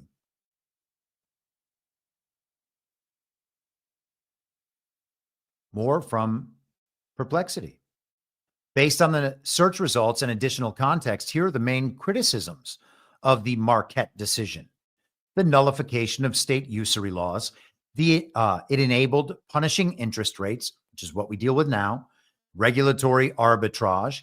It incentivized large national banks to move or to incorporate in states with high or non-existent usury caps, leading to a race to the bottom in terms of consumer protections. Because if one bank set up in Delaware can charge 30% interest on a credit card, which means that you really just can't ever get out of debt, then all of them can do it everywhere. Just takes one. Acceleration of subprime lending. And of course, we've seen the fallout of that in the 2008 crash. Disproportionate impact on the poor. One more slide from that. Congressional inaction, favoring bank profits over consumer protection, departure from historical norms, going back centuries, if not millennia, to the prohibition of usury, particularly among Christians and among Jews for Jewish customers. And erosion of state authority. So again, in the interest of fragmenting and decentralizing control, moving away from that top-down structure, these decisions get sent back to the states. So if one state wants to eliminate usury laws because it thinks maybe its citizens will be more prosperous that way, and it'll help state economies in a different way rather than just having a credit card company located in that state able to charge outlandish usury rates. Maybe certain states will decide that it's actually better to have citizens that are more prosperous. Maybe they buy more homes, more economic activity, their quality of life is improved dramatically. All of these things are possible. And I don't want to belabor this, and I don't want to focus in too hard on this, but the origin of usury is inextricably tied to the global banking regime in the City of London, the British Crown, and most particularly the Rothschilds. And I know that it's very sensitive anytime you say the Jews, but nonetheless, we have to do this in the interest of truth. This is Wikipedia's entry for court Jew, okay? A Jewish banker who handled the finances of or lent money to royalty and nobility. In return for their services, court Jews, by the way, also known as court factors, gained social privileges, including in some cases being granted noble status. Examples of what would be later called court Jews emerged in the High Middle Ages, when the royalty, the nobility, and the church borrowed money from money changers or employed them as financiers. Among the most notable of these were Aaron of Lincoln and Vivelin of Strasbourg. Jewish financiers could use their family connections to provide their sponsors with finance, food, arms, ammunition, gold, and other precious metals. The rise of absolute monarchies in Central Europe brought many Jews, mostly of Ashkenazi origin, into the position of negotiating loans for the various courts. They could amass personal fortunes and gain political and social influence. However, the court Jew had social connections and influence in the Christian world, mainly through the Christian nobility and the church. Due to the precarious positions of Jews, some nobles could ignore their debts. If the sponsoring noble died, his Jewish financier could face exile or execution. The most famous example of this occurred in Württemberg in 1737 through 1738, when, after the death of his sponsor, Charles Alexander, Joseph Oppenheimer was put on trial and executed. In an effort to avoid such fate, some court bankers in the late 18th century, including Samuel Bleichroder, Mayer Amschel Rothschild, and Aaron Elias Seligman, successfully detached their businesses from these courts and established what eventually developed into full-fledged banks. So, on behalf of their nobles, the court factors were allowed to charge interest rates and usurious interest rates. And through doing that, the Christian nobility couldn't do that. So they brought in court factors. And through that, they became themselves quite wealthy, occasionally became nobility, and eventually became the regime's central bankers. It's amazing, isn't it?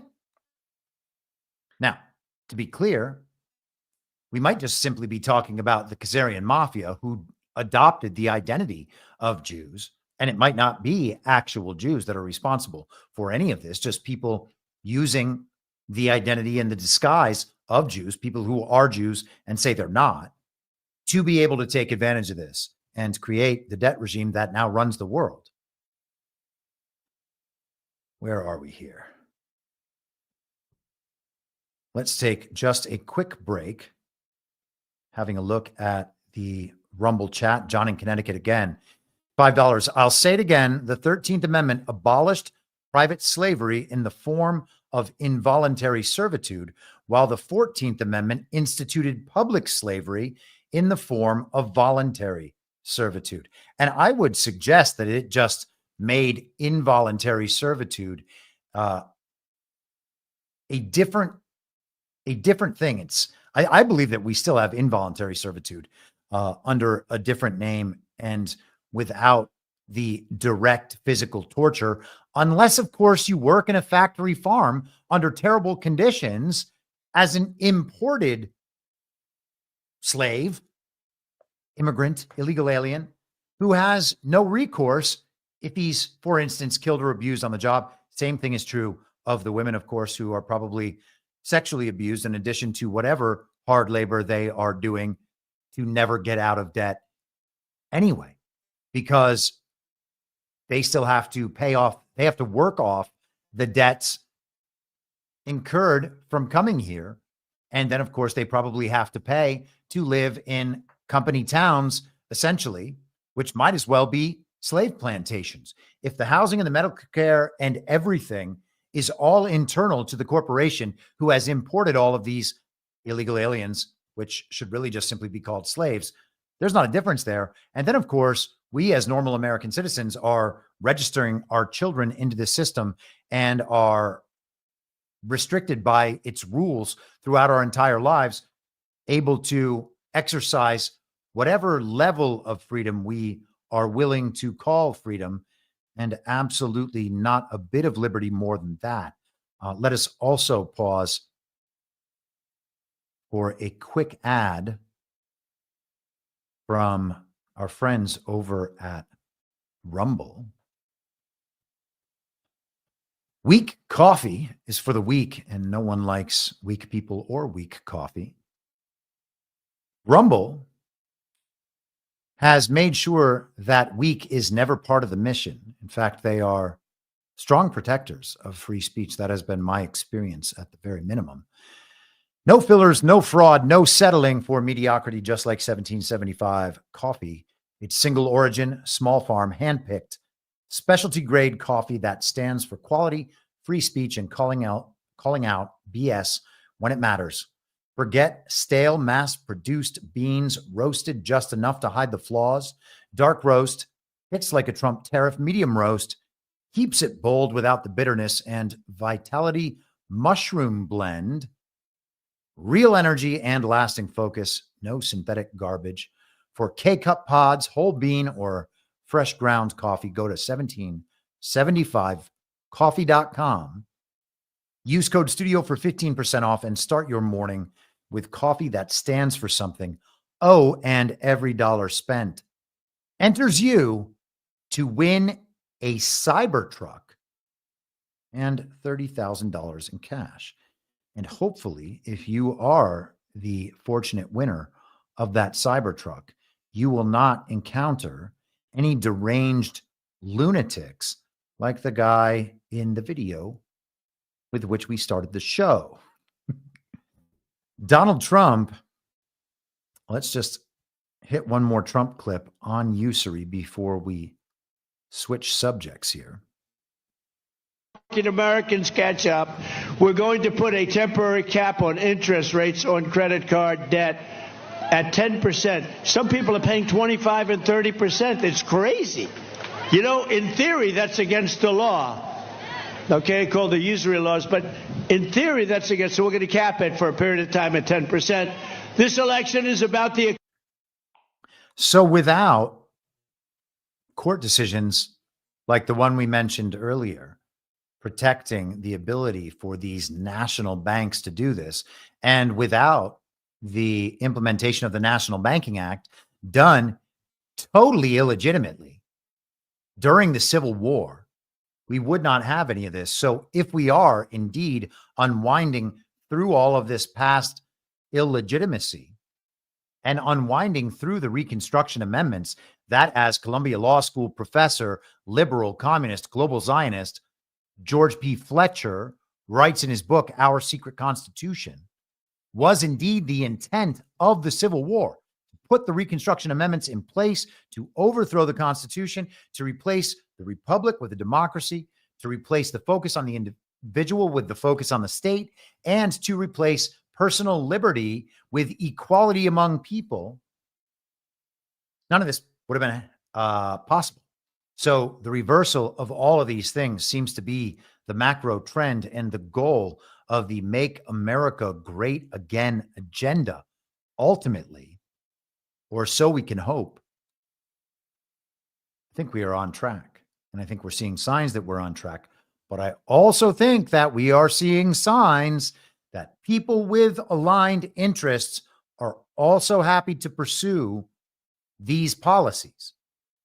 Maybe it's just in name only because the illegitimate Congress and the illegitimate Senate aren't actually going to pass a usury law.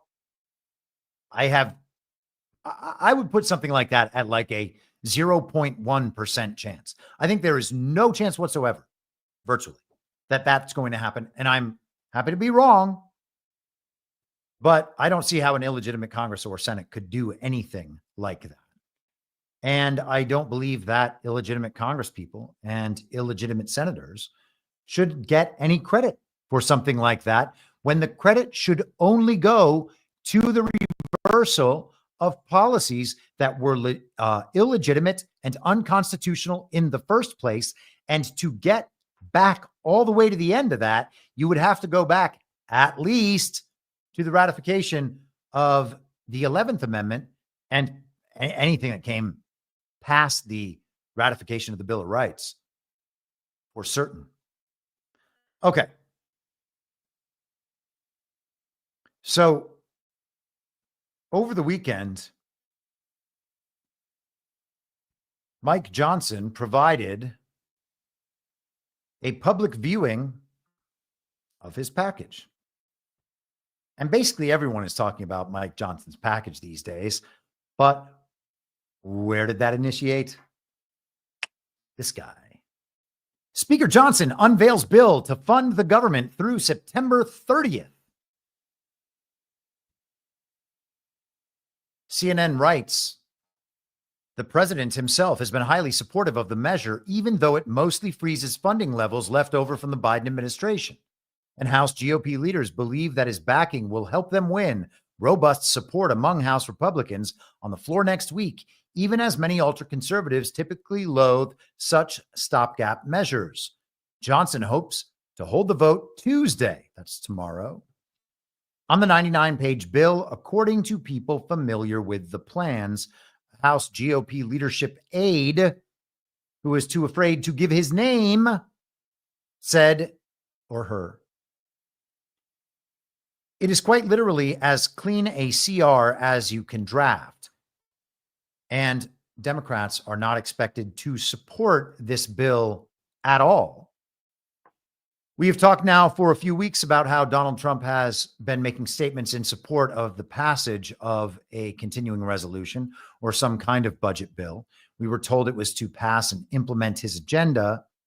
Part of that agenda would be to close the border and solve the immigration problem. Donald Trump has already told us that the invasion is over, so we don't need that leverage, and the GOP cannot use that leverage. Although in his speech, Donald Trump did mention that he wants the Congress in that bill to provide funding for him to wage war against the cartels.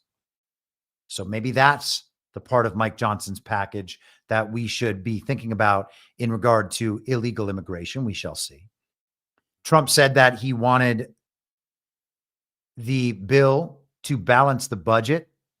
That is not going to happen. We were told initially by people like Chip Roy that they would be interested in potentially supporting a CR that would go through June. Trump then went over the top and said September. The package is going to be September. Will the Republicans pass it? That is the question.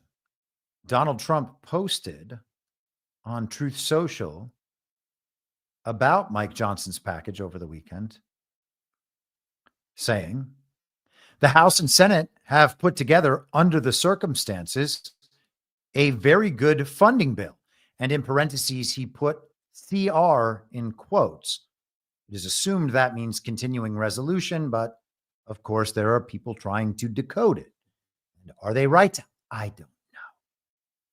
All Republicans should vote, in parentheses, please, exclamation point, yes, next week. So all Republicans should vote yes next week. Great things are coming for America, and I am asking you all to give us a few months to get us through September so we can continue to put the country's quote-unquote financial house in order. Democrats will do anything they can to shut down our government, and we can't let that happen. We have to remain united in all caps, no dissent in all caps. Fight for another day when the timing is right. Very important in all caps, make America great again, exclamation point in all caps. So making it very clear that he wants this CR passed. He needs this money from Congress to be able to implement his agenda and keep America's financial house in order for lo these many months. Now, I've said many times, I think that the government shutdown is going to occur at the same time we hear that the global banking regime has taken the $300 billion in seized Russian state-owned and oligarch assets and redeploys it in support of the Ukraine war. We're going to get that story and we'll get the shutdown story at the same time because they can both explain economic collapse in a way that leaves hands nice and clean, the same way they did in 2020. Now, is that the Great Reset? Or is that the hijacking of the Great Reset? Because Klaus Schwab in COVID-19, the Great Reset, describes these sorts of economic adjustments, these global resets. And of course, they're all in response to these totally spontaneous problems that occur in the world.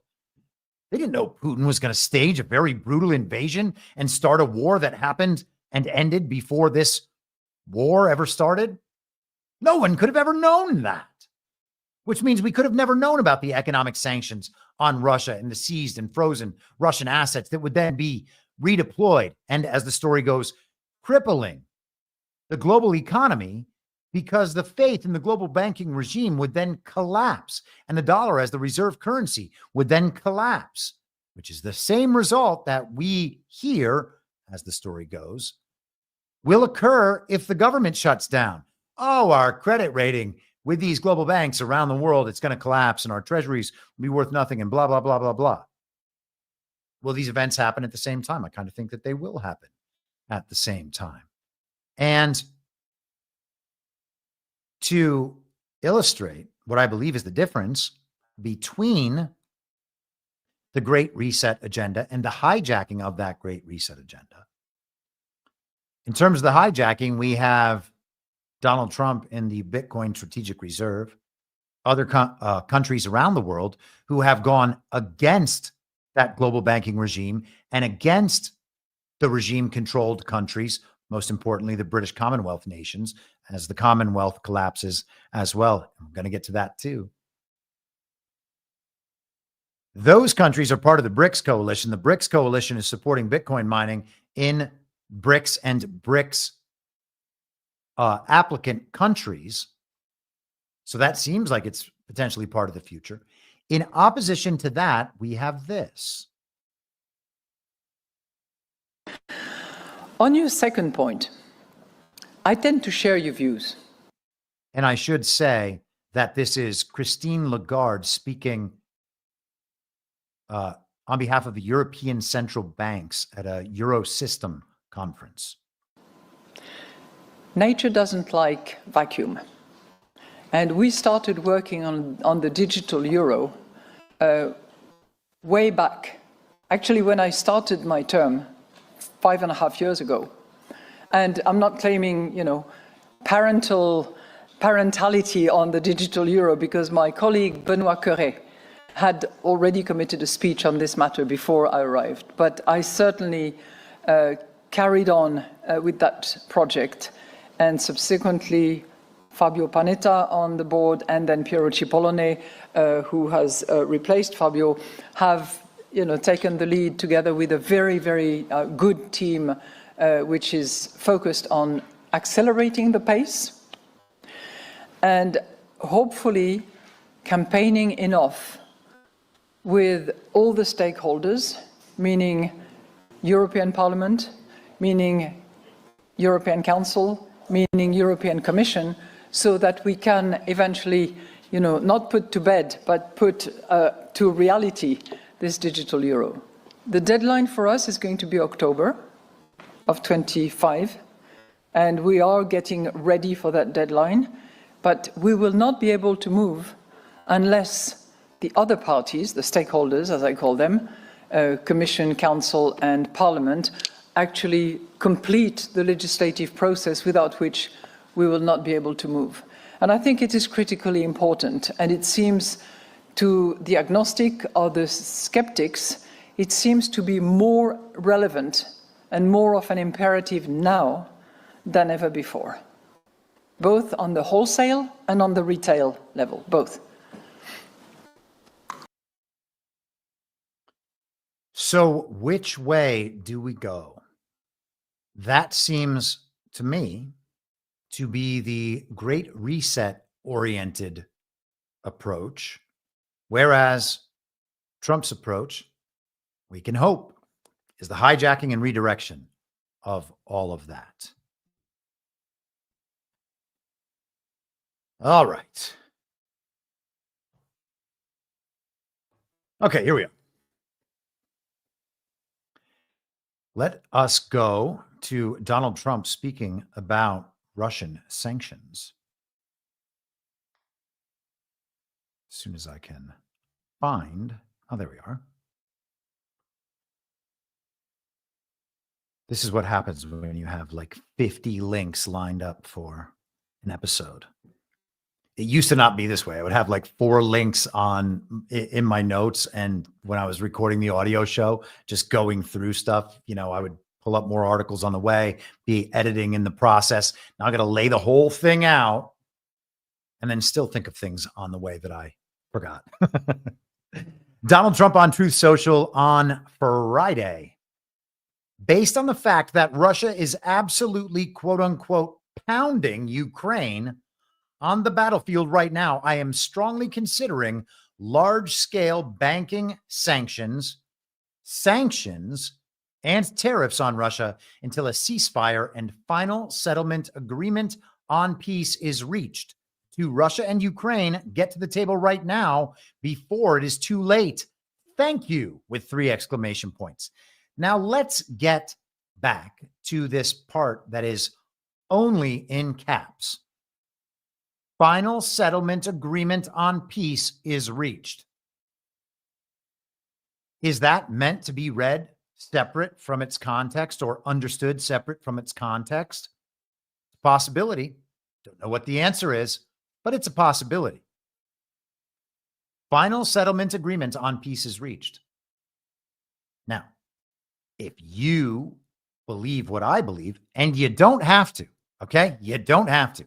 I'm telling you what I see. And if you can't see it, that's totally fine. I don't want anybody to agree with me. I mean, it's cool if people do agree with me, but my goal is not to get people to agree with me. My goal is to get people to understand that they are being hoodwinked by the television and begin thinking for themselves in an attempt to understand how power actually works and how reality actually functions, so that we can remove that false reality layer, or at least recognize it. And upon recognizing it, it collapses, at least relative to the issues you're dealing with. I can't promise that the entire thing is just going to fall away at once, although it might, and that is a major adjustment, trust me. But not getting hoodwinked is important, and being able to understand these situations and how they are communicated to us is important. The part of Ukraine being fought over that the globalists and neocons continue to say is still Ukraine, and that Ukraine needs to get back, hasn't been Ukraine for years and years and years. They're never getting it back. It's just Russia. And other parts of Ukraine are going to become other countries as well. I think parts of Ukraine will be Poland, and parts will be, I doubt, Moldova, but we'll see.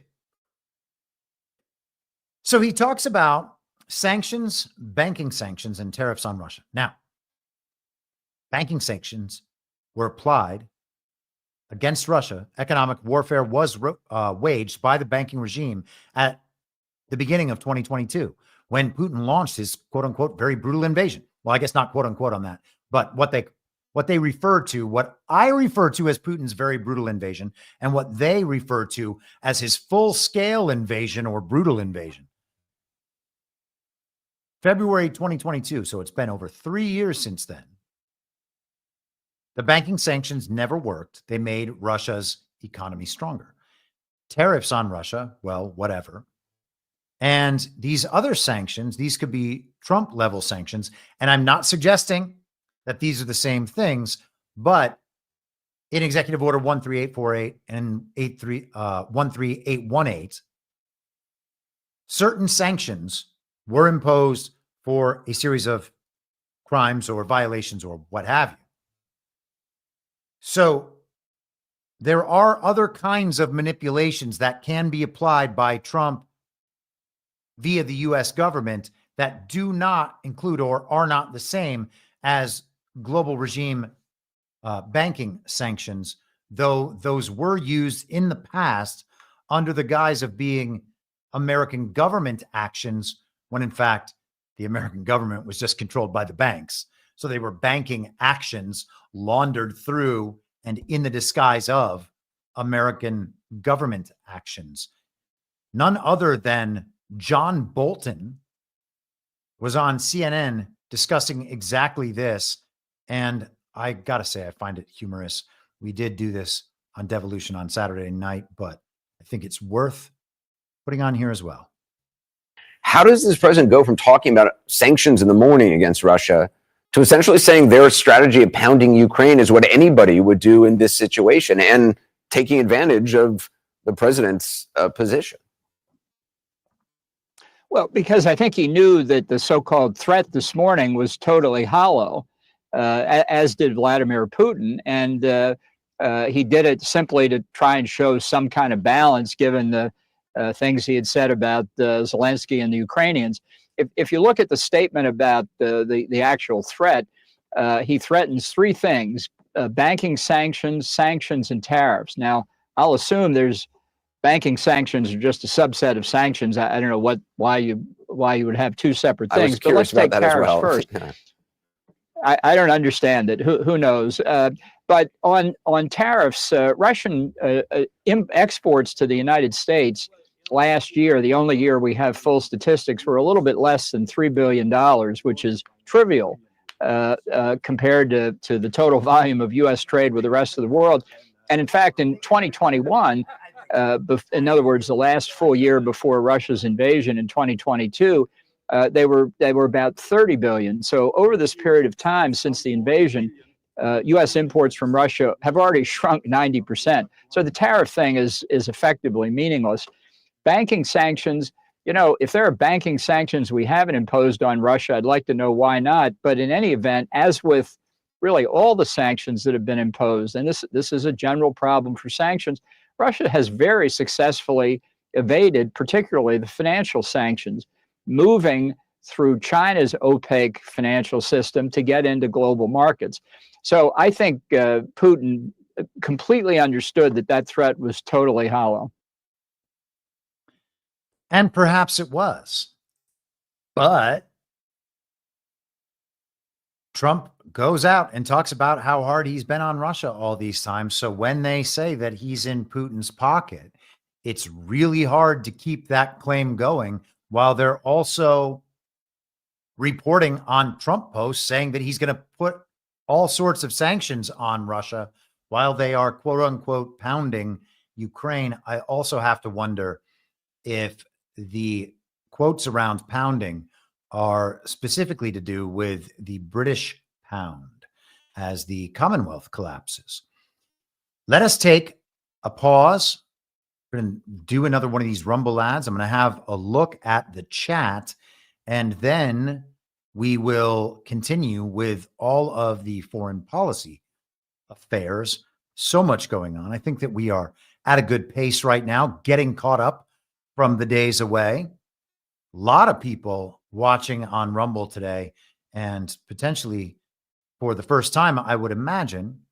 So hello to all of you. I hope you're enjoying yourself. And you can find the show's home at imyourmoderator.substack.com. You can follow the Telegram info stream at t.me/very reasonable.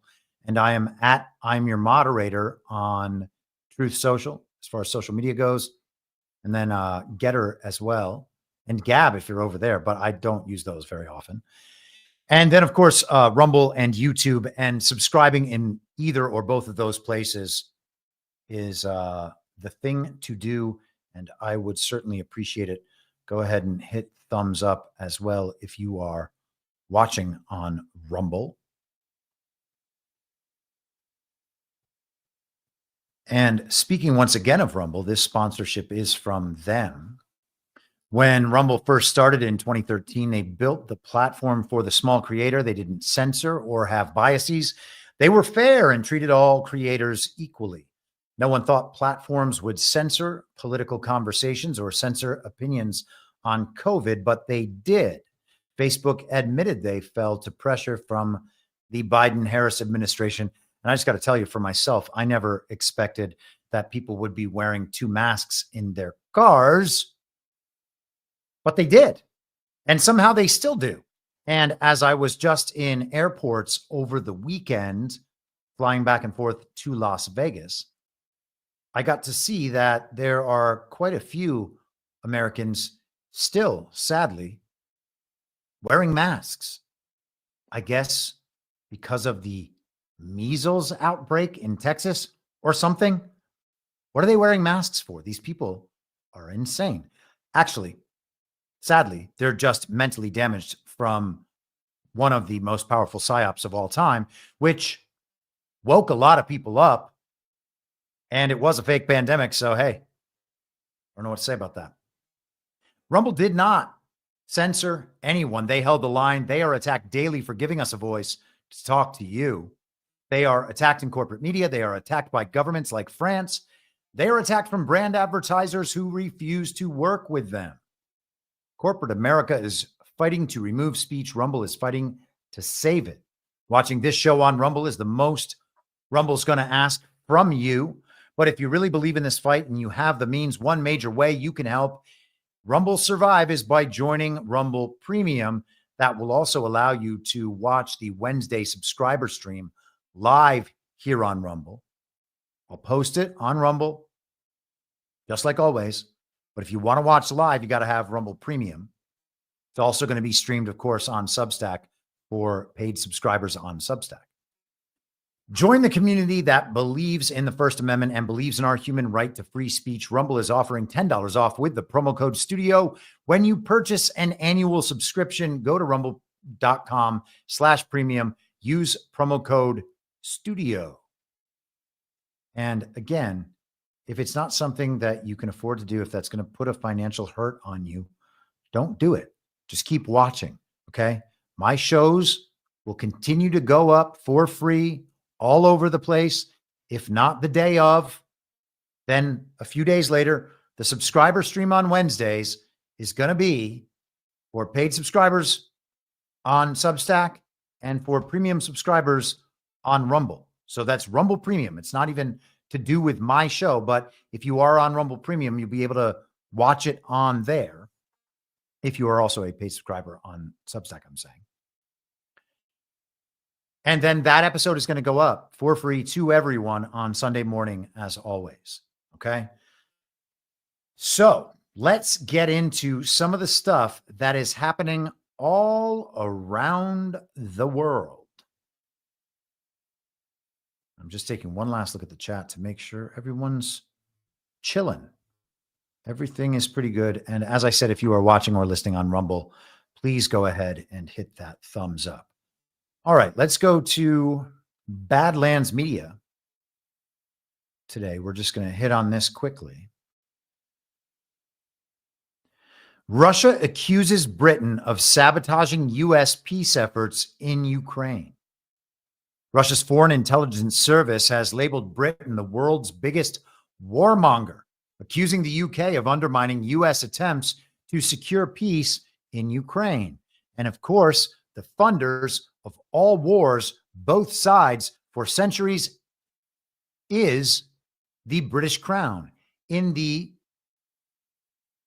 non-national city-state, the City of London, the British Crown bankers using the British monarchy, the world's longest running reality show, as their meat puppets to wage these wars.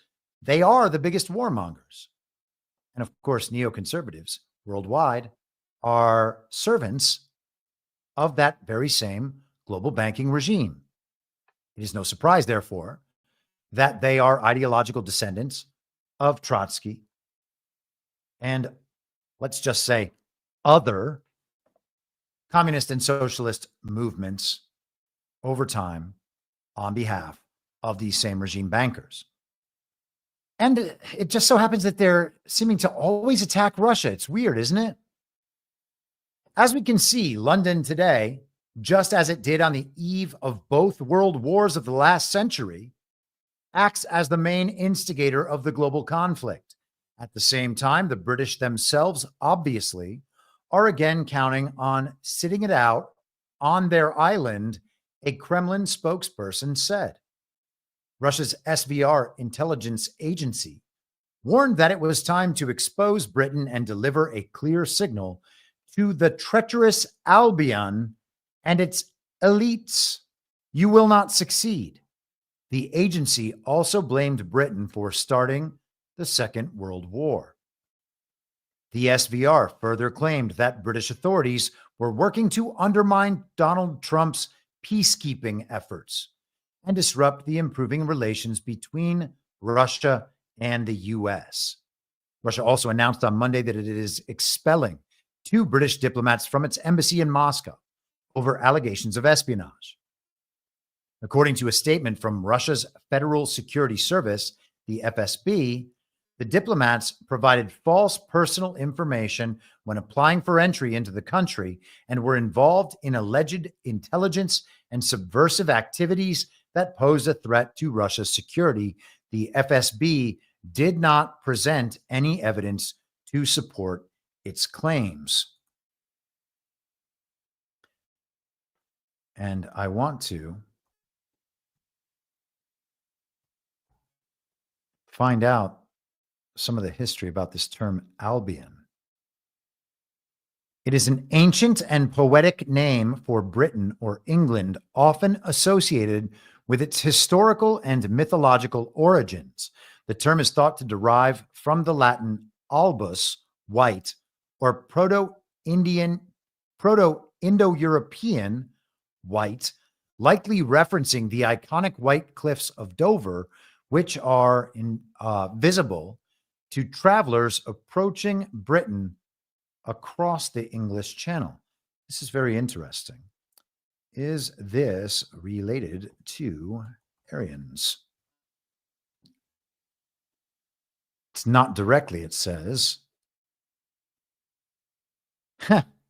In contrast, Perplexity says, Aryans refers to an ethno-linguistic group associated with the Indo-Iranians, ancient Persia, that's Xerxes, who spoke Indo-European languages and migrated from Central Asia into regions such as India, Iran, and beyond around 1500 BCE. And that's what it says now, of course. So doesn't it sound exactly like what we were told Aryan means? But let's just focus on Indo-European for a second and go back up to Albion or Albion. The term is thought to derive from the Latin albus, white, or Proto-Indo-European white. Huh. How about that? No relation whatsoever, so saith the machine. It can't all be the same thing, just playing out over and over and over and over and over and over and over again. That's not how the world works. It's all just spontaneously occurring based on people pursuing their own individual interests in a way that just so happens to end up with total top-down control from the global central banking cartel in the city of London. I don't know how it happens. I really do find it strange, especially when people who are more truther-oriented imagine that there is no centralized form of control or that it is somehow impossible. Where do these people come from? Makes no sense. Of course, there's control. You can see it always going back to the same sources. And if you keep tracing further back than that, it's just good versus evil. And we know where the source of that is. Okay, let us continue with our great neighbors to the north, the 51st state, aka Canada. In first place, the next Prime Minister of Canada, Mark Carney, with 131,674 votes, resulting in 29,457 allocated points, representing 85.9% of the vote.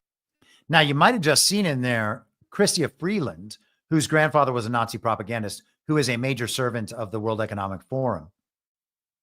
She was the other candidate who might have been the leader of the Liberal Party, which would be the next prime minister, supposedly. So she was the one in the contest with this man, Mark Carney, but Mark Carney won, and she just had a big smile on her face and was clapping real hard. Oh, I'm totally down with supporting the team.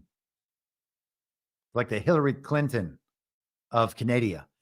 You will notice in the background all these people holding up these signs. If those signs simply said different things and weren't all red, we might believe we were at the Democrat National Convention. Isn't it crazy how they just use all the same tactics? These big cheers. Oh, how popular this man is. Let's keep going for a minute.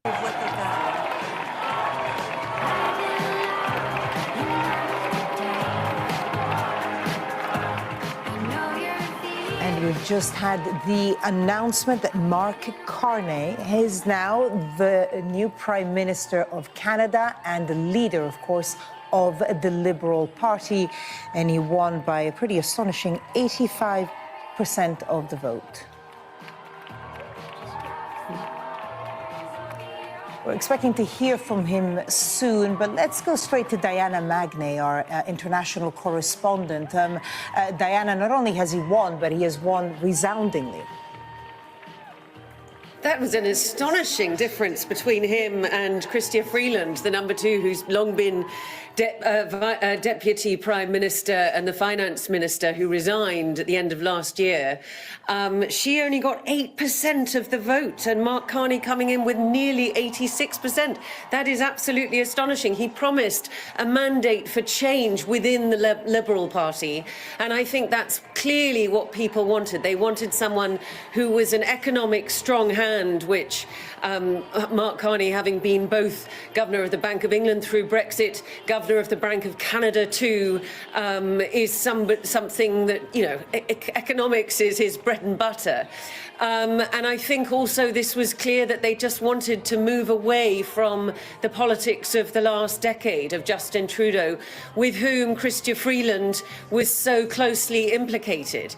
You know, Mark Carney is a very, very solid figure in terms of the economy and therefore dealing with Donald Trump, but he doesn't have political experience in the way that Chrystia Freeland did. He's never been a politician, but in his own words, he has been a leader. You don't lead institutions like that unless you have considerable experience leading organizations.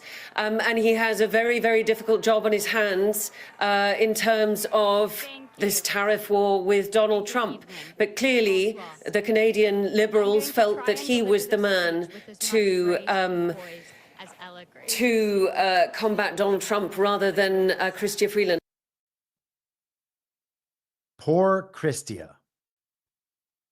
Very, very sad for her. You will notice, by the way, that building wasn't all that big. That was about the size of a high school gymnasium. Maybe there were 400 or 450 people there. I could be wrong. Could be bigger than that. I would say it's definitely not bigger than 700. I used to think about these things a lot because in the nightclub industry, you deal with capacity issues, of course, because you're going to fill up the nightclub. And so you have an idea, or a concert venue or whatever, of how many people will fit on a floor, what the capacity there is. And then when it's full, you know about how many people you have. So I've been able to eyeball that pretty successfully in my life. That wasn't a lot of people there. They kind of shot it as though it was a stadium packed with supporters, but that was a pretty mild affair that they made look like a rock concert. And they made him, Mark Carney, look like a rock star despite being named Carney. And now, I'm not saying he is actually a carnival worker, certainly not traveling. And I'm not suggesting that he has any strange appendages or anything. Just saying his last name's Carney. Canada's Liberal Party chooses Mark Carney to succeed Justin Castro. So someday, our boy Trudeau will no longer be the Prime Minister of Canada, but it is not quite today, as we will see as we go down here.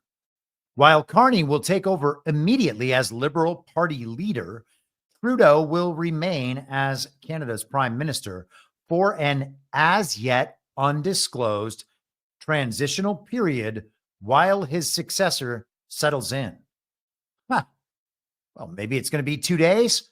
Maybe it'll be 2 weeks, 2 months. Who knows? Maybe it'll be till September when our government funding for the 51st state runs out. Just kidding. It'll probably happen on Friday. In his first remarks following the result of the vote, Carney referenced the tensions with the U.S., saying his government would, quote, create new trading relationships with reliable trading partners.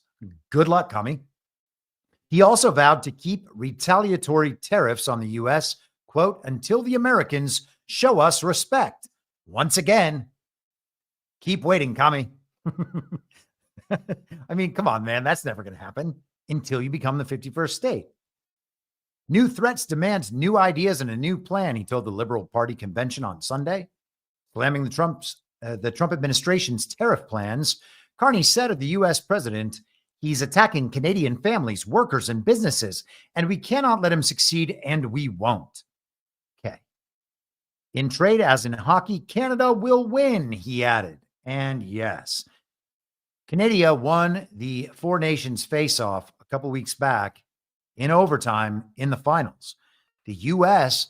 won the round-robin game, and a bunch of people who don't watch any hockey went just absolutely bonkers over it, thinking that they were showing everyone how patriotic they were. The ripple effects of the tense relations with the U.S. have spread through Canadian society, with fans at NHL and NBA games in Canada even booing the U.S. national anthem. Wowie zowie. I can't believe it. What an incredible, incredible statement. Wow. Wowie, wow, wow, wow. Are those kind of protests real and organic? Are those the Canadian people expressing themselves? I kind of doubt it. In fact, I think perhaps it's fake. I'm stunned. I'm shocked. How many times did you do this? All the time. a new one. You didn't even see that one coming. We've never even really talked about it before. Unpredictable. Carney will now face off with conservative leader Pierre Poilievre, who has previously been compared to Trump, but now seeks to distance himself from the U.S. leader, reiterating at a press conference earlier this week that he is, quote unquote, not MAGA. Isn't that incredible? What have I been calling Pierre Poilievre for 3 years now? 4 years? Canadian Ron DeSantis, because he is Canadian Ron DeSantis. And now he has, in my estimation, gotten considerably punked by this whole thing. They're like, oh, you're going to get Trudeau out of there? How about we replace him with a guy that is going to be even worse than Trudeau, the Joe Biden or Lula model, many such cases. Poilievre was embarrassed last week. He was going to come out strongly against Donald Trump's tariffs, and he looked totally insignificant because our boy True came out even stronger than Poilievre did. So he is very much like Ron DeSantis. The story is big. They put his clips all over the place to make him look like the most based and red pill conservative who has ever existed. And it turns out he's just a uniparty right weakling. Pierre Poilievre is that model.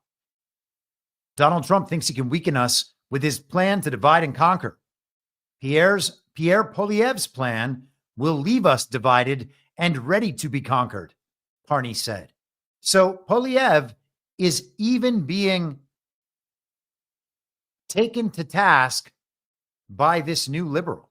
And wow, we have someone going bonkers in the chat. That, my friends, looked like some spam. He was just saying fart in capital letters over and over and over and over and over again. What kind of madness is this? People have lost their minds. He is now out of the chat, and I assume probably finding a cyber truck to attack.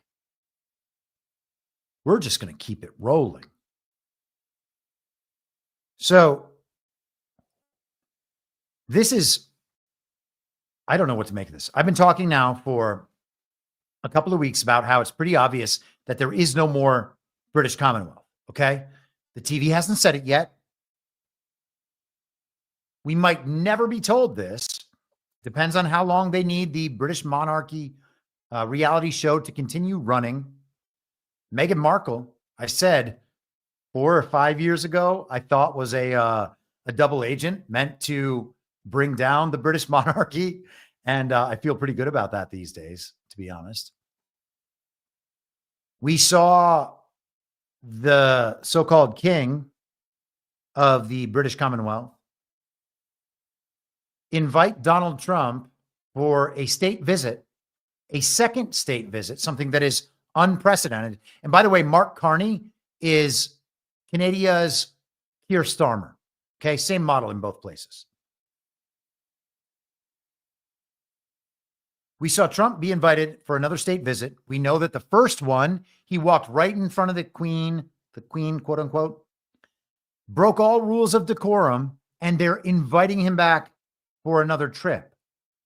That means that the Commonwealth has no power, at minimum. And then we saw last week in Windsor Castle that they had 400 Muslims, no offense to Muslims, but hey, probably not your castle, probably not your Commonwealth, invited into Windsor Castle for a dinner to celebrate Ramadan.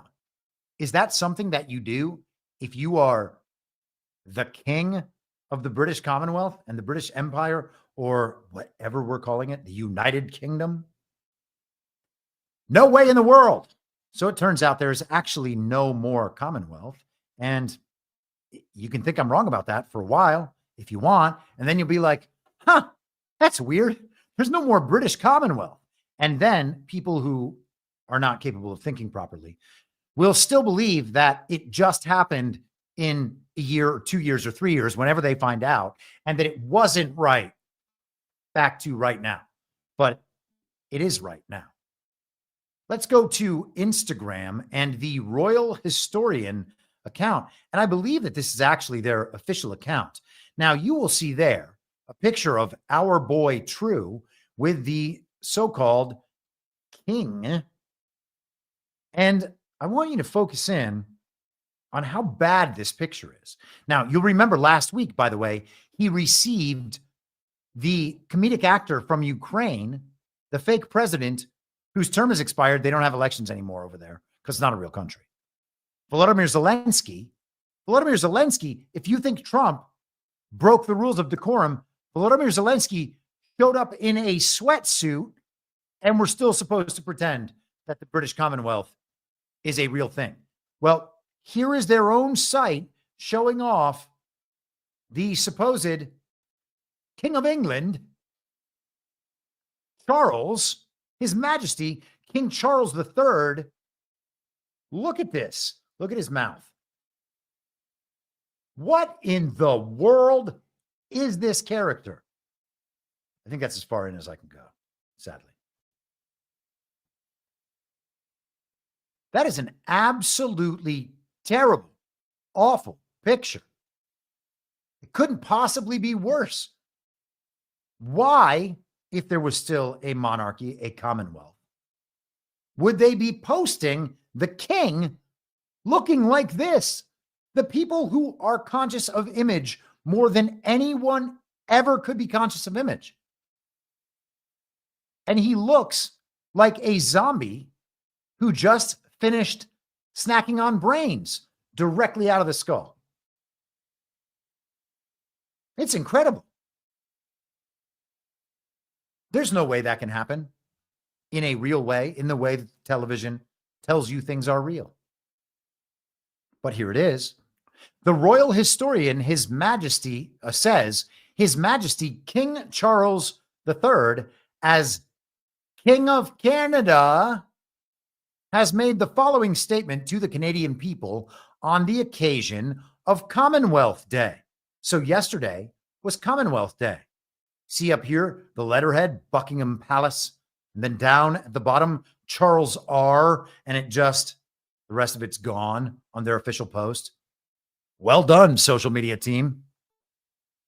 Last October, leaders from across the Commonwealth, and by the way, if this is somehow not an official account, then sorry, Commonwealth social media team. I'm sure you are better than this.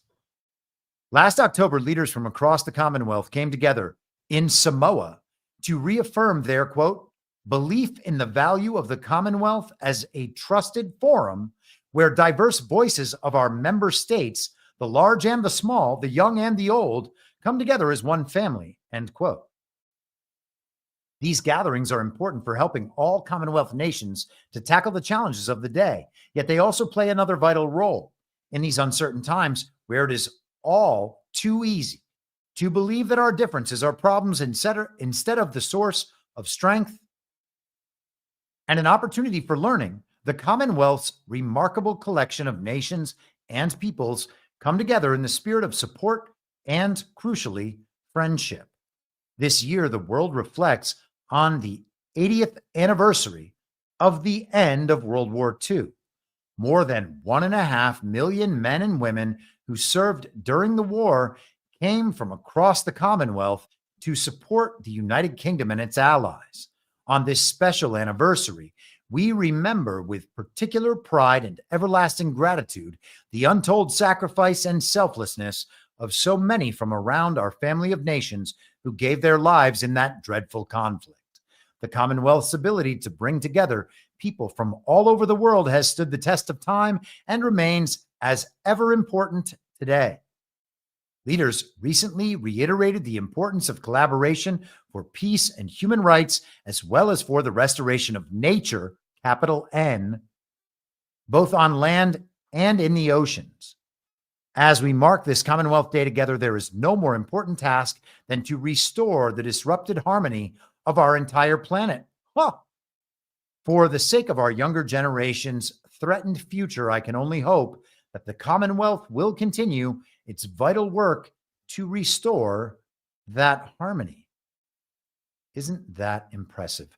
People from all across the Commonwealth came to support the United Kingdom and its allies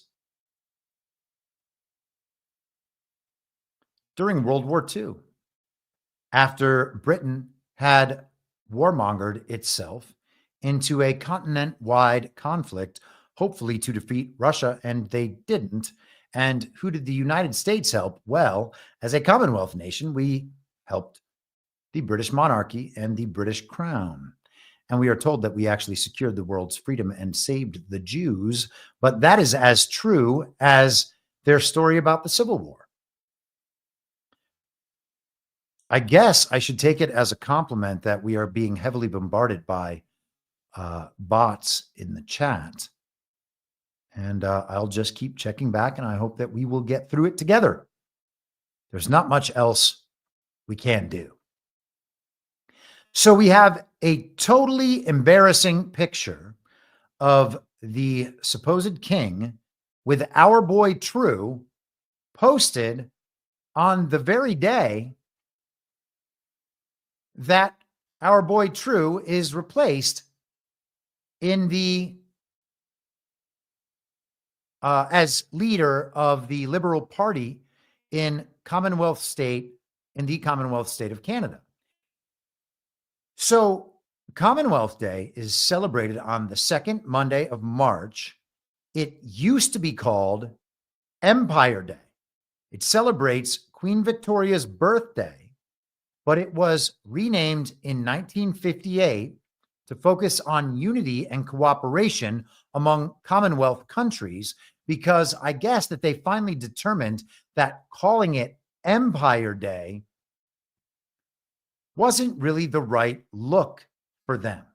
Now, Commonwealth Day, or Empire Day, sorry, was initially celebrated in 1898, and that period was known for the beginning of the global Zionist movement with Theodore Herzl, and to be followed within a couple of decades by the Balfour Declaration that brought the United States and other nations to the side of the British monarchy on behalf of the global central bankers, ostensibly to save the free world, not once in World War II or in World War I, but twice again in World War II to set up the Zionist proxy state in Israel as a result. And it's funny because Queen Victoria, whose birthday is celebrated in Empire Day, initiated in 1898, was also fully in support of the Palestine Exploration Fund, a project begun in 1865. The Civil War era, tied directly to World War I, World War II, and the Zionist project, all through the crown, the British crown in the city of London. I didn't write the history. I just read it in a non-retarded manner that understands the same powers and forces in the world have dominated global events for much longer than we are told. This is not, in fact, the great American empire. America is just the slave labor state and the military state of that global empire. And of course, we are told that we represent the global reserve currency, which makes us seem economically strong in relation to countries that are being destroyed by the same empire.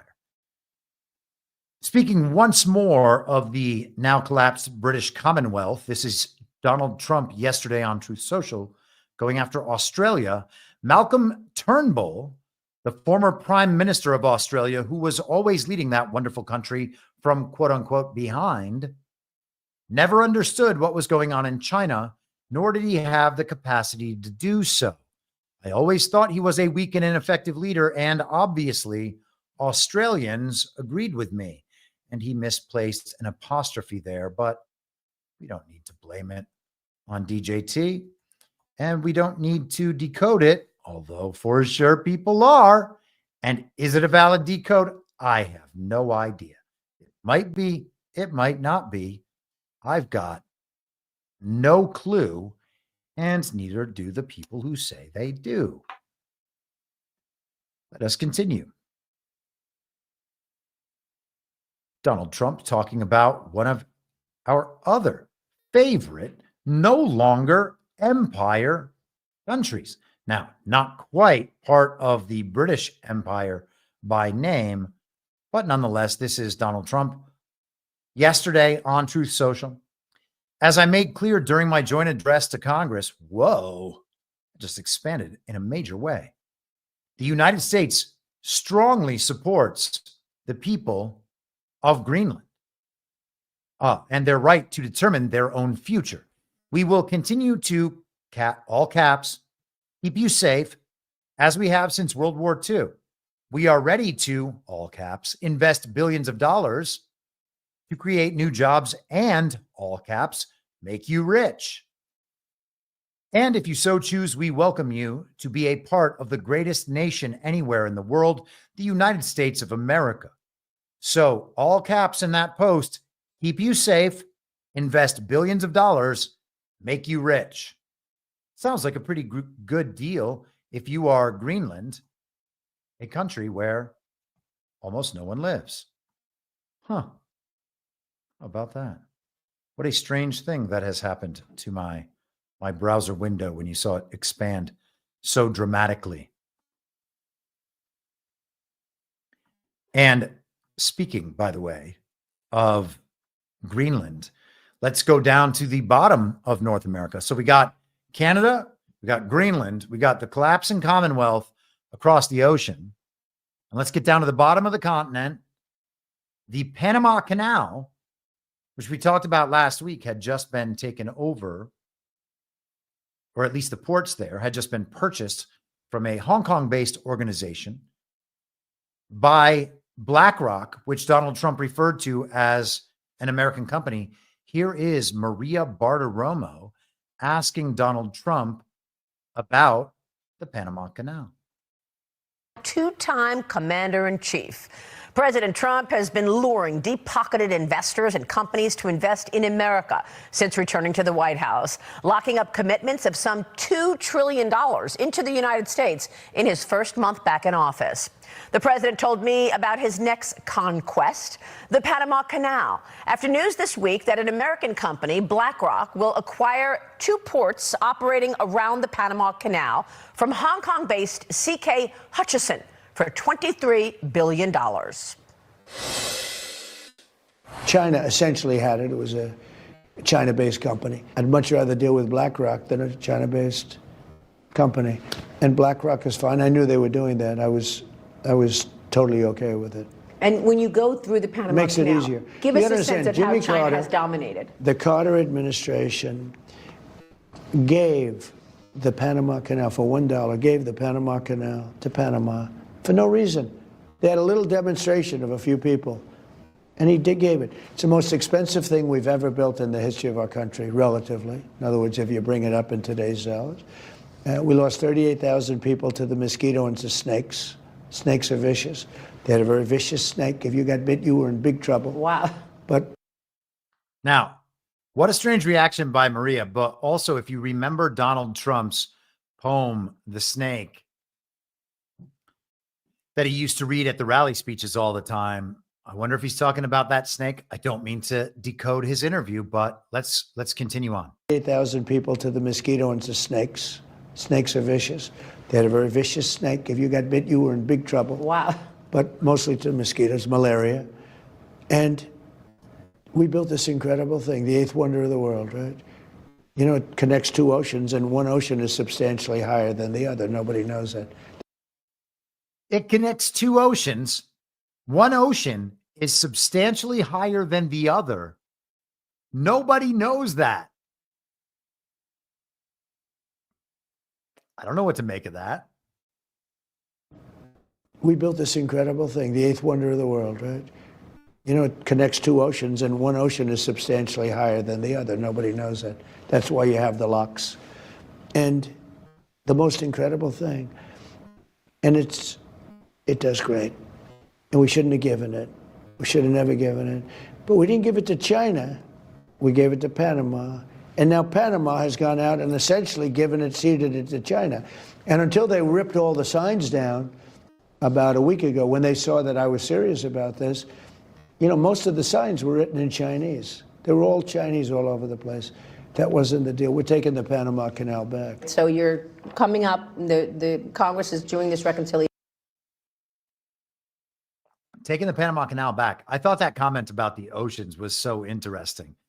The machine says the Pacific Ocean is generally higher than the Atlantic Ocean, particularly at the Panama Canal, where the sea level on the Pacific side is about 20 centimeters, around 8 inches higher than on the Atlantic side. This is primarily due to 2 factors. Again, this is the machine. I was one of the people who did not know about this. The Pacific Ocean is less dense than the Atlantic Ocean because it is warmer and fresher, which means it occupies more volume for the same mass.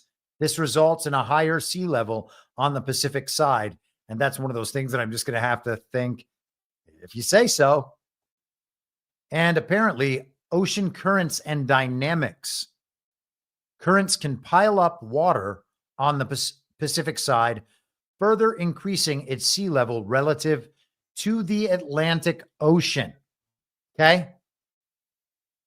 So I guess we just have to assume that that's a real thing. Man, I don't know. Stuff like that makes me think maybe the world is not exactly like they always told us. Let's go to one more clip from Trump in this Bartiromo interview. The problems out there. No. In fact, no. What I have said is, we spend a lot of money on nuclear missiles, nuclear weapons. The level of destruction is beyond anything you can even imagine. It's just bad that everybody has to spend all this money on something that, if it's used, it's probably the end of the world.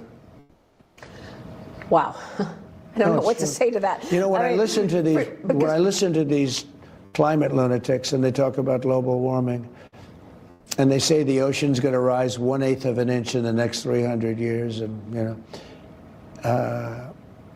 and nobody ever talks about nuclear weapons or some of the other things, but the nuclear weapons in particular right now.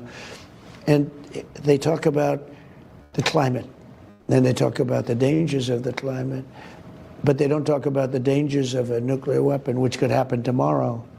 They say in 300 years, I watched Biden for years say the existential threat. He loved the term existential threat. Our greatest existential threat is from the climate. And I said, no.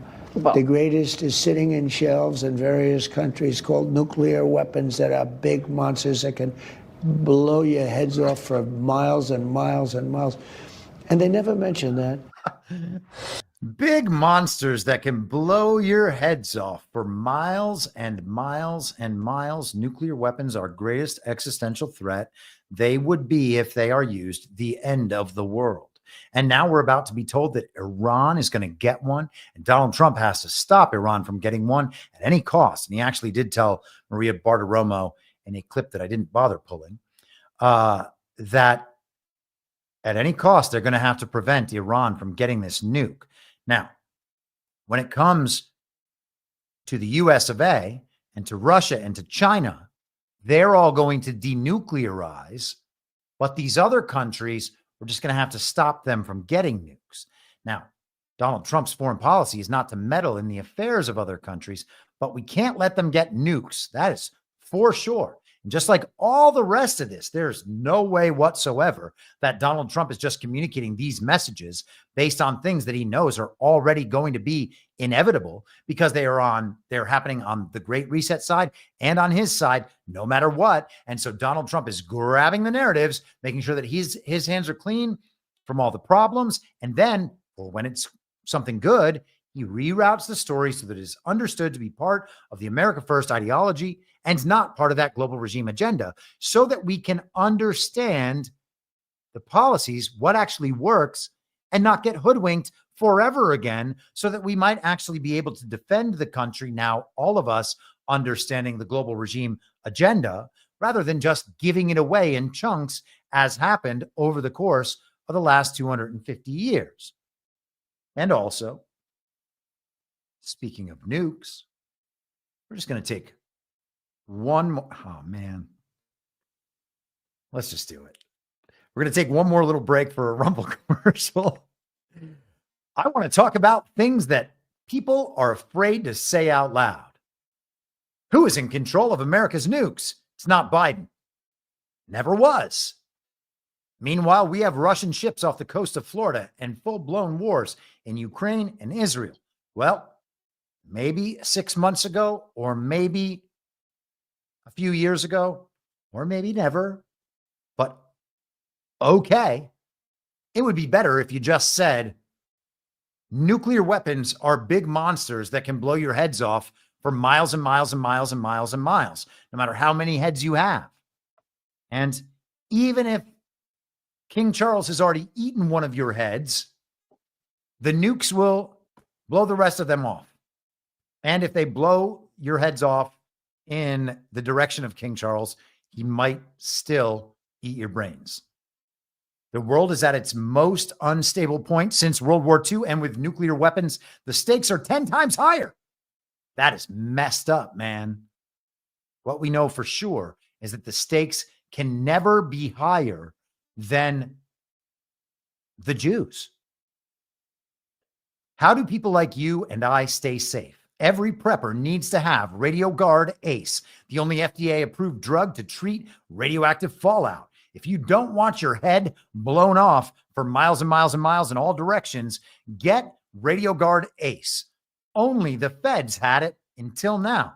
That's why Rumble partnered with 5G Free, the only company in the world that has a supply of RadioGuard ACE and the ability to prescribe it in prophylactic form so that you do not get your heads blown off for miles and miles and miles. Get their radiation emergency kit with RadioGuard ACE, potassium iodide, Zofran, and a Geiger counter. There's simply no other tool in your arsenal to protect against a radioactive threat. Go to 5gfree.com, code studio. That's the number 5. gfree.com, code studio, to save 15% and get your radiation kit now. And it occurred to me while reading that perhaps King Charles is not a zombie who eats brains and is a Haitian who is eating the dogs and eating the cats and eating the pets of the people that live there. I don't know, but he does have an extremely, extremely messed up grill. Let's just take one more look at this mouth. This disgusting, disgusting picture. What is happening with that guy? Oh, gosh, it's horrifying.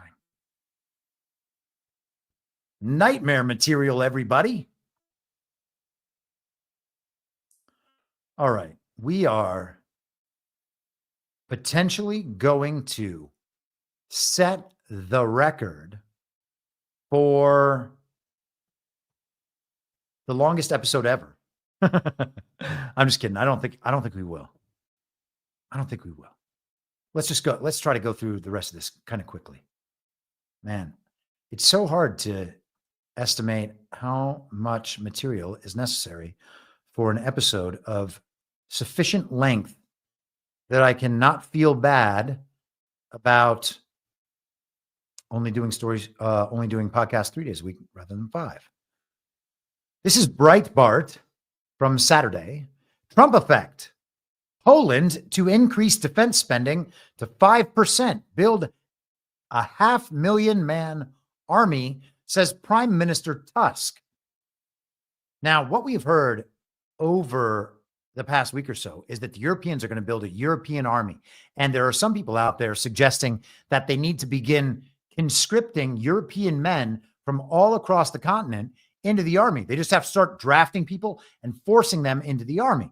Now, if you're a European man out there who's worried about that, first of all, obviously speak up. Second of all, understand that any war your country gets into is automatically a disaster for you and for your country and only benefits the global regime.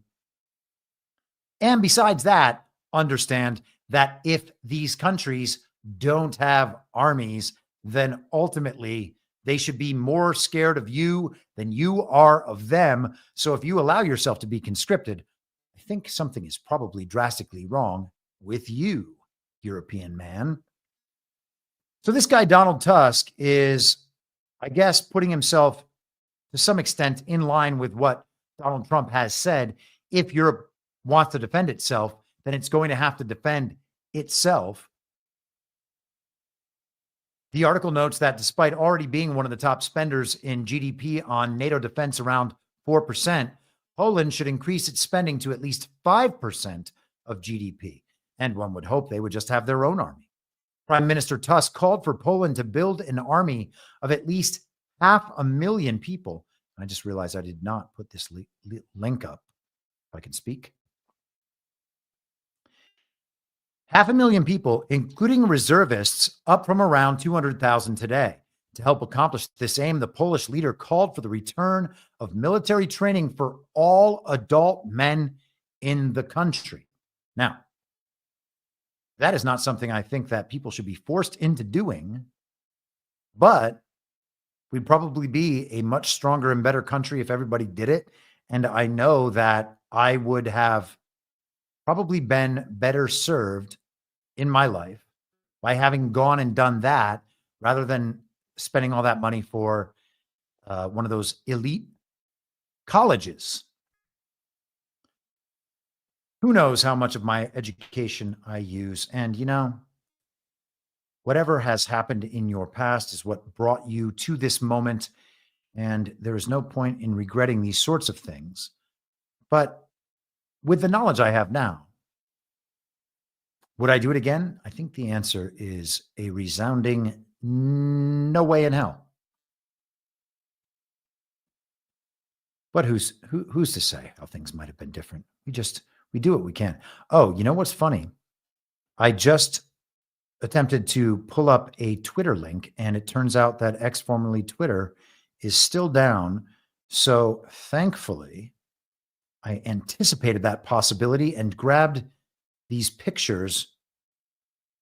Speaking of Poland, actually, you know what? Let's go through one other thing about Poland. Here's the thing about Poland and Donald Tusk. Donald Tusk is consistently presented to the world as the leader of Poland. He is not the leader of Poland. You can even ask the machine, is Donald Tusk the leader of Poland? And perhaps I will bring up this conversation that I had over the weekend with Perplexity about Donald Tusk. Now, hold on just a moment here. Maybe I brought it up on Chat GPT. Must have been Chat GPT. Pardon, hold for processing for just a moment here.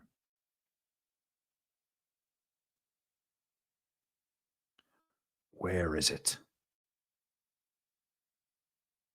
Well, we'll leave that aside for now, and I'll just explain. So Donald Tusk is the head of the false reality layer of the Polish government. You can ask the machine, who is the leader of Poland, and it'll pull up Donald Tusk, because the global media has presented Donald Tusk as the leader of Poland. But he's not the leader of Poland. President Duda is the leader of Poland. And it's funny, Maria Bartiromo also asked Donald Trump about Duda and some comments Duda had made in an interview with Maria Bartiromo. Also worth noting, Donald Trump just appointed Maria Bartiromo to the board of directors of the Kennedy Center.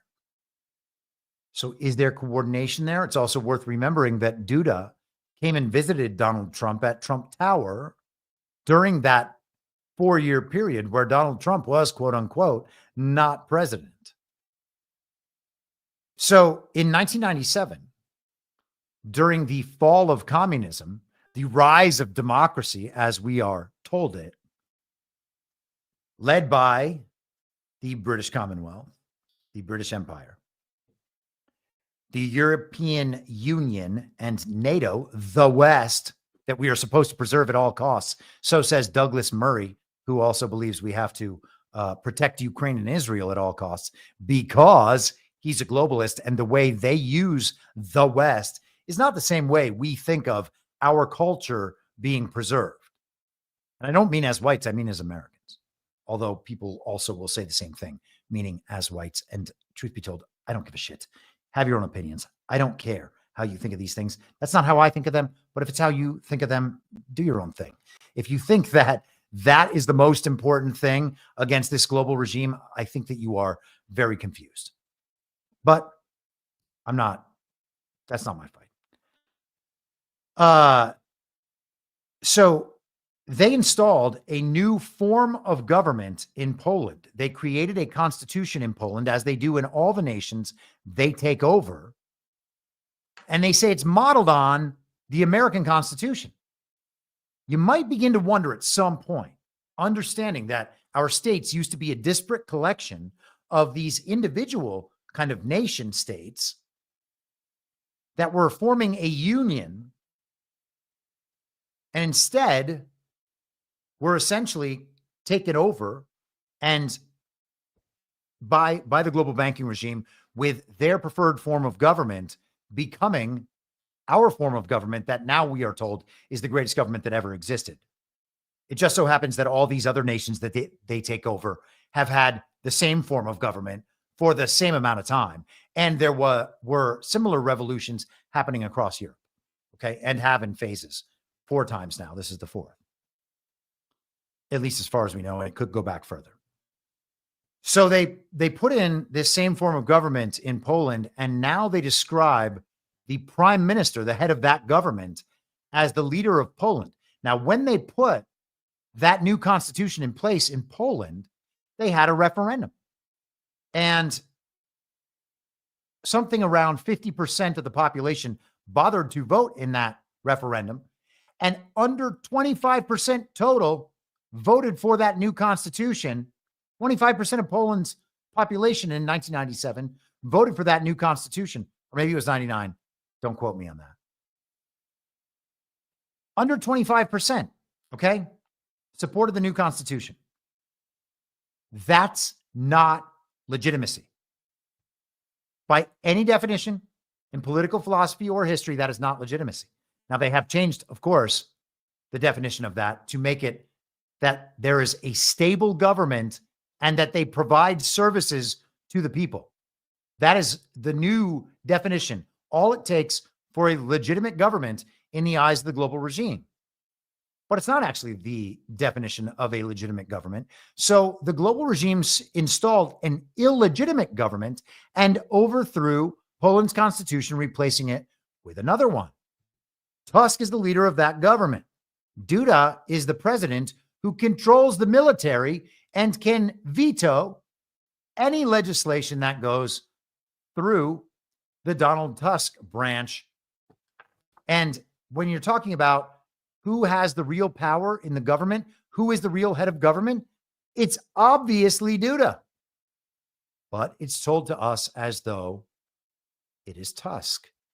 And so we have the same dynamic again that we have here and in many other countries around the world. There is a false reality layer of government. There is the real layer of government with the power. Very strange. We have someone advertising products in the chat using promo code Badlands. That's not a Badlands product, and it's not anything to do with my show. I love Badlands, obviously, but this is not a Badlands show. This is just my show. So strange. So now let's go to Rubio, speaking of Poland. This is Radoslaw Sikorski. Starlinks for Ukraine are paid for by the Polish Digitization Ministry at the cost of about $50 million per year. The ethics of threatening the victim of aggression apart, if SpaceX proves to be an unreliable provider, we will be forced to look for other suppliers. Marco Rubio responded, saying, just making things up. No one has made any threats about cutting Ukraine off from Starlink. And say thank you, because without Starlink, Ukraine would have lost this war long ago, and Russians would be on the border with Poland right now. And we just need to make sure that we are on the right page with our pleases and our pleases and our thank yous. And the only person who is capable of properly doing that is the unfortunate non-successor, none other than J.D. Vance. There he is right there. It's funny, J.D. Vance might be the first person who ends up no longer having a recognizable face in the world as a result of seizing political power.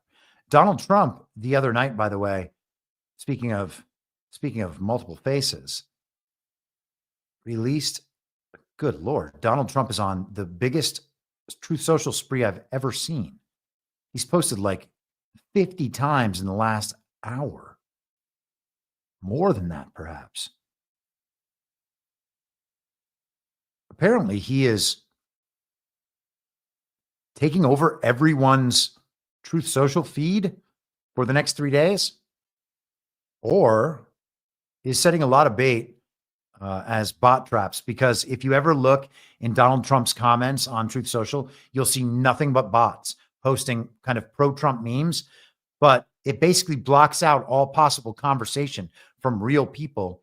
And so it makes it impossible to engage on that platform in any real way. And it's, I think, pretty unfortunate, but maybe they're doing it on purpose.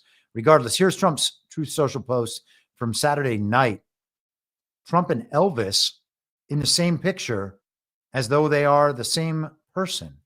He provided no other context whatsoever, but Elvis is the king and Trump's the king. So, hey, who knows? Now, where are we? We are coming right down to the end. Elon Musk also responded to Sikorsky.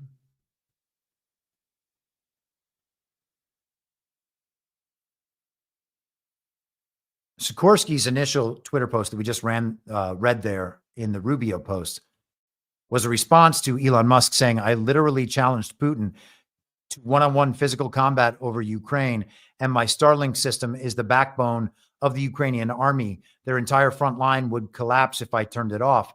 Sikorsky responded to that, and Elon Musk then responded to him, be quiet, small man.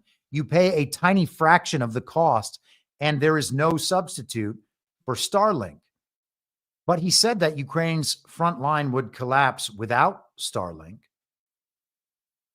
I believe Mark Kelly was in here protecting Starlink at some point as well. But first, let's go here actually to Fox Business. Musk says Starlink is backbone of the Ukrainian army. Entire front line would collapse if I turned it off. What I am sickened by is years of slaughter in a stalemate that Ukraine will inevitably lose, Musk said. Donald Trump, by the way, said the same thing to Maria Bartiromo. There's just no chance Ukraine is winning. And anyone who believes otherwise is nuts. Ukraine should be seen as a proxy of the global regime. And the people of Ukraine, Elon Musk has potentially kept their internet active. But in terms of the Ukrainian army, unless it is only fighting elements of the global regime, all of this is nonsense. They are also supposedly surrounded in Kursk, that part of Russia that they totally took over like 6 months ago or whatever. Musk said, in addition, place sanctions on the top 10 Ukrainian oligarchs, especially the ones with mansions in Monaco, and this will stop immediately. That is the key to the puzzle. I guess we should find out who has mansions in Monaco. But they are very, very angry at Elon Musk for noting, not threatening to take the Starlinks away, but noting that they would be taken away. Or that, sorry, if they were taken away, then Ukraine would collapse. Elon also said that Starlink will never turn off its terminals in Ukraine. He said, to be extremely clear, no matter how much I disagree with the Ukraine policy, Starlink will never turn off its terminals. I am simply stating that. Without Starlink, the Ukrainian lines would collapse, as the Russians can jam all other communications. We would never do such a thing or use it as a bargaining chip. Never turn off Starlink. Well, also, so the key there is that Starlink can't be turned off externally, that they're not able to do that. And he is never going to do it, whether or not he agrees with the policy. So we are seeing examples here of a stable, parallel information infrastructure, which is something we've been talking about on this podcast for years now. And the TV has still talked about it a total of 0 times. And Elon Musk himself is not even going so far as to say that himself yet. although I have no doubt that we will get there. Senator Mark Kelly pretends that he was just in the middle of a war zone here. He's right next to a tank. And of course, he's like an astronaut or something. So, he's a very tough guy. Just left Ukraine, he says. What I saw proved to me that we can't give up on the Ukrainian people. Everyone wants this war to end, but any agreement has to protect Ukraine's security and can't be a giveaway to Putin. Let me tell you about my trip and why it's important we stand with Ukraine. And we're not going to go through the whole thread. Elon Musk responded to him, "You are a traitor." And of course, he is. He's a servant of the global regime. He is a servant of the foreign occupation in this country. Let's go to Steve Witkoff talking about Ukraine.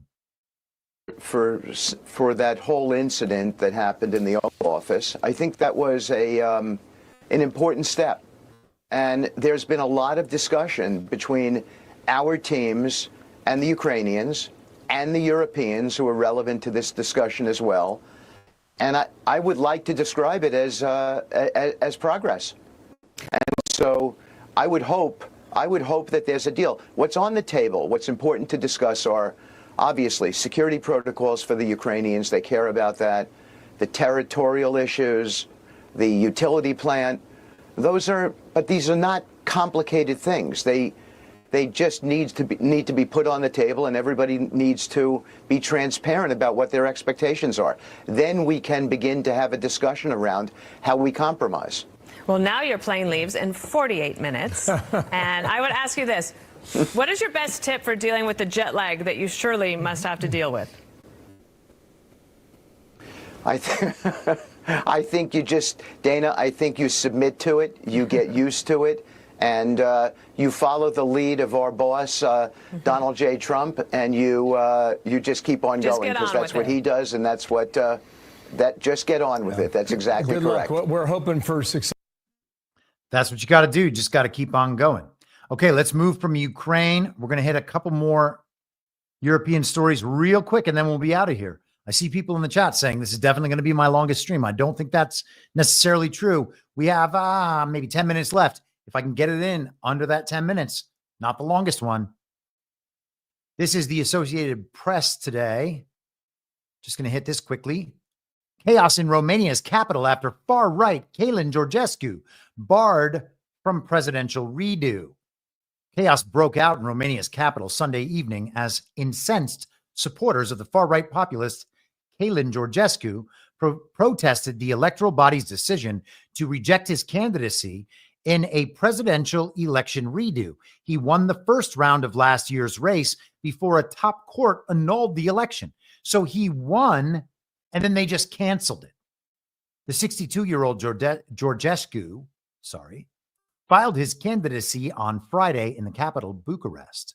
The Central Election Bureau, also known by its Romanian acronym BEC, had 48 hours to register or reject it.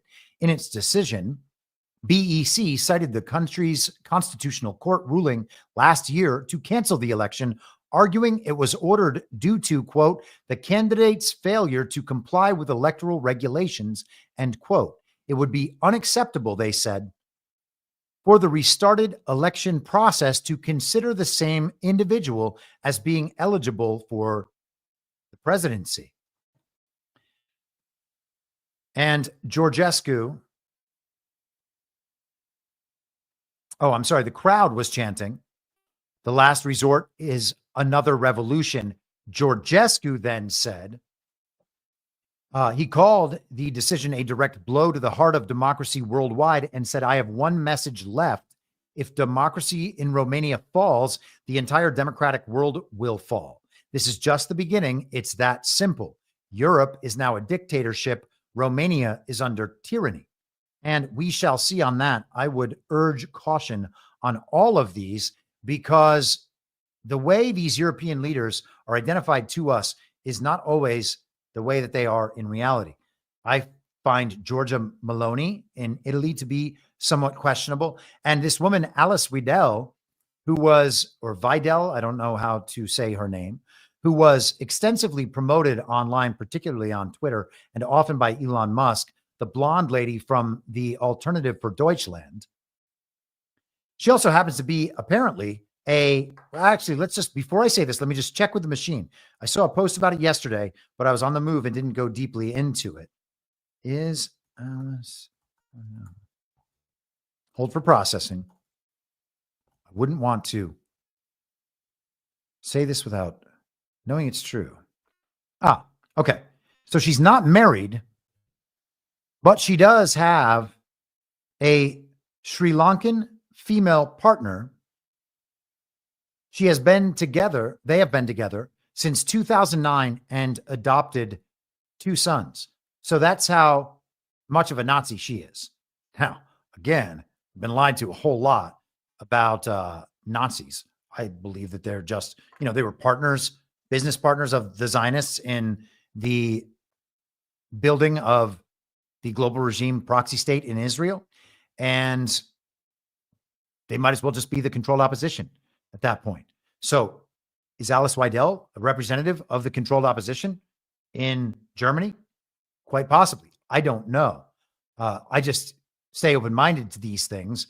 And ultimately, it's not really our business to root for winners and losers in the politics of other countries, because right now, all the people rooting for the winners of these political races in other countries, like the people who were pulling for Weidel, are the same people who would be pulling and are pulling for Pierre Poilievre in Canada.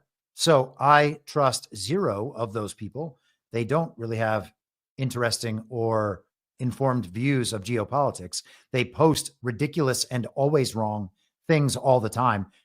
And a great example would be their reaction to the elections in Venezuela last year. I would keep an arm's length from all of these issues, and maybe particularly this one, as it becomes a prominent story right now. This is CNN from yesterday. Syrian government loyalists accused of executing civilians as violence erupts. We're being told there is mass violence against Christians, the Alawite minority in Syria. Jack Posobiec has been calling it blood chaos over and over and over and over and over again for the last few days, which makes it sound like an extreme op. He keeps repeating that Tulsi Gabbard called this years and years and years ago. And perhaps that's true. And perhaps that's because it was already happening. And are we seeing things that have already happened, as we do so often in these other countries? Now, down here in this article from CNN, a battle for purification. This is the segment. Again, I'm not trying to deny that any of these things ever happened, and not necessarily denying that they are happening now, but we can also take a pause and think about whether or not this thing that has been happening since 2011 is just starting to happen now because the country was overthrown by a former Al-Qaeda linked terrorist who we're now told is the legitimate leader of the country, al-Jawlani, who is now al-Sharaa, the woke terrorist you might remember from a few months ago. So several videos appeared on social media. They're saying and then they say it's unclear when exactly the video was filmed. They're talking about different videos here in what sounded like an Egyptian accent in one of the videos filmed at night. CNN has not been able to geolocate the video. Then they had videos geolocated, showed dozens of bodies, they said. And then another, it was unclear where or when the shooting took place. So they have videos of this on the internet that describes the situation that we're told is unfolding there. And I love how much Poso triggers people. He's just delivering narratives, okay? All we have to do is focus on what narratives he's delivering and what the purpose of delivering those narratives is. Also, I'm not exactly sure why someone is upset by Donald Tusk, but we will continue on. We are coming right down to the end here. And in thinking about the informational time machine, and the potential for these things to be rearranged on timelines and thus outside of our understanding on a contemporary basis. Here is Donald Trump from 2015. Assad, and I've watched a little bit on the other side. The problem is the other side of Assad, we have no idea who they are. They probably are ISIS. I'm saying, are we better off with Assad? We have no idea who these people are. We give them weapons, we give them ammunition, we give them everything. Aaron, we have no idea who, I mean, maybe it's worse than Assad. So what are we doing? Why are we involved? We have to get rid of ISIS, very importantly. But I look at Assad, and Assad to me looks better than the other side. And you know, this has happened before. We back a certain side, and that side turns out to be a total catastrophe. Russia likes Assad seemingly a lot. Let them worry about ISIS. Let them fight it out. How about that? Donald Trump nailing it. That was 10 years ago, almost 10 years ago. I assume that's probably after he started campaigning. So nearly 10 years ago, Trump is talking about what's happening now.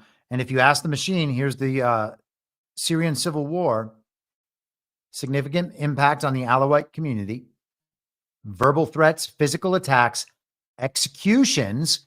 In September, al-Nusra Front fighters reportedly executed at least 16 Alawite civilians, targeted violence, indiscriminate attacks on Alawite villages in Syria, high casualty rates.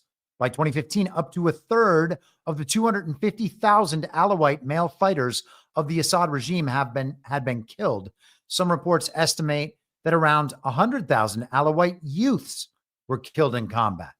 Forced conscription, of course, by the Assad regime. And we were told Assad was removed. It also seems to be the case that Assad is coming back. And if and when Assad comes back in the very near future, should we then believe that Assad actually left, or that we just got told a whole bunch of bullshit so that the world at large could understand these things that have happened by living through them and being told about them as though they are real events in the world right now? And I would suggest that it is the latter. Looking at the chat, I believe we are done on Rumble Rants. And unfortunately, no one else has Candymanned us. So I might just have to do it myself. Anna Paulina Luna. Panoonah Banka. All right. So Wednesday for the subscriber stream, we'll be back at 6 p.m. Eastern. Okay. And as I said before, it's going to stream on the Substack platform. I'm your moderator.substack.com to paid subscribers live. Okay. So if you're a paid subscriber there and you don't want to be part of Rumble Premium, just watch on Substack, open up a web page. You'll see it right there, or the Substack app on your phone if you're watching on a mobile device or whatever. Okay. So that's part one. Then it's going to stream to Rumble Premium subscribers on the Rumble platform, and it will be unlisted. Okay. So you're going to have the Rumble link in the Substack post like always, but only premium subscribers will be able to watch on Rumble. Otherwise, paid subscribers on Substack, just watch on Substack if you don't want to be part of Rumble Premium. Okay. I hope that makes sense. We're going to give it a try this way. I think that this is the best way to cover all my bases. I'm always open to your feedback. And let me just say one other thing that I also went over at GART this weekend. People have been responding really well to the short video clips that I make after the show is over. Okay. If you like that and you see things from the episode that you want to be able to share, just grab a timestamp and hit me with a timestamp. If you want to screen record the thing on your phone, you can do that too, though you don't have to. The timestamp is enough because that helps me remember, oh, hey, that segment was good. People might like that. That's something that's going to be worth my time to clip quickly and then put out there so that all of you can actually go and share it. So I'm more than happy to do that side of it. It's just you make my life so much easier by hitting me with a timestamp. Hey, record this thing from 1 hour and 10 minutes to 1 hour and 13 minutes. That would be awesome. You had a great segment there. Okay. Hit me on through social, hit me on Telegram, hit me in the comments on Rumble or on YouTube or whatever. All right. That is a very easy way to help me help you become a force multiplier and get those things out there. All right. And so with that, I will be back on Wednesday for the subscriber stream, Thursday or Friday, hopefully, but not necessarily. Same reasonable time, same reasonable podcast network. I don't have a network. Masks and lockdowns don't work. They lied to you about a pandemic, and Joe Biden was never president. Well, what? You know who I am, don't you? Well, you ain't Fiona Apple, and if you ain't Fiona Apple, I don't give a rat's ass.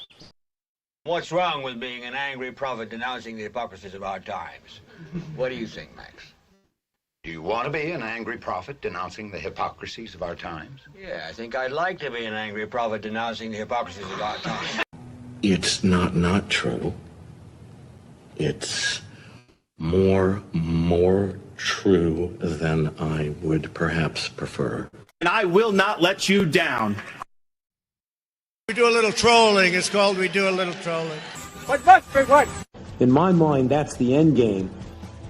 If you're listening for free and would like to support the show, the best way to do that is by signing up for a paid subscription at imyourmoderator.substack.com. You can find the info stream over on Telegram at t.me/veryreasonable. The merch site is cancelcouture.com. And for all my other links, you can visit linktree.com/imyourmoderator. And I'll see you soon. Down on the range.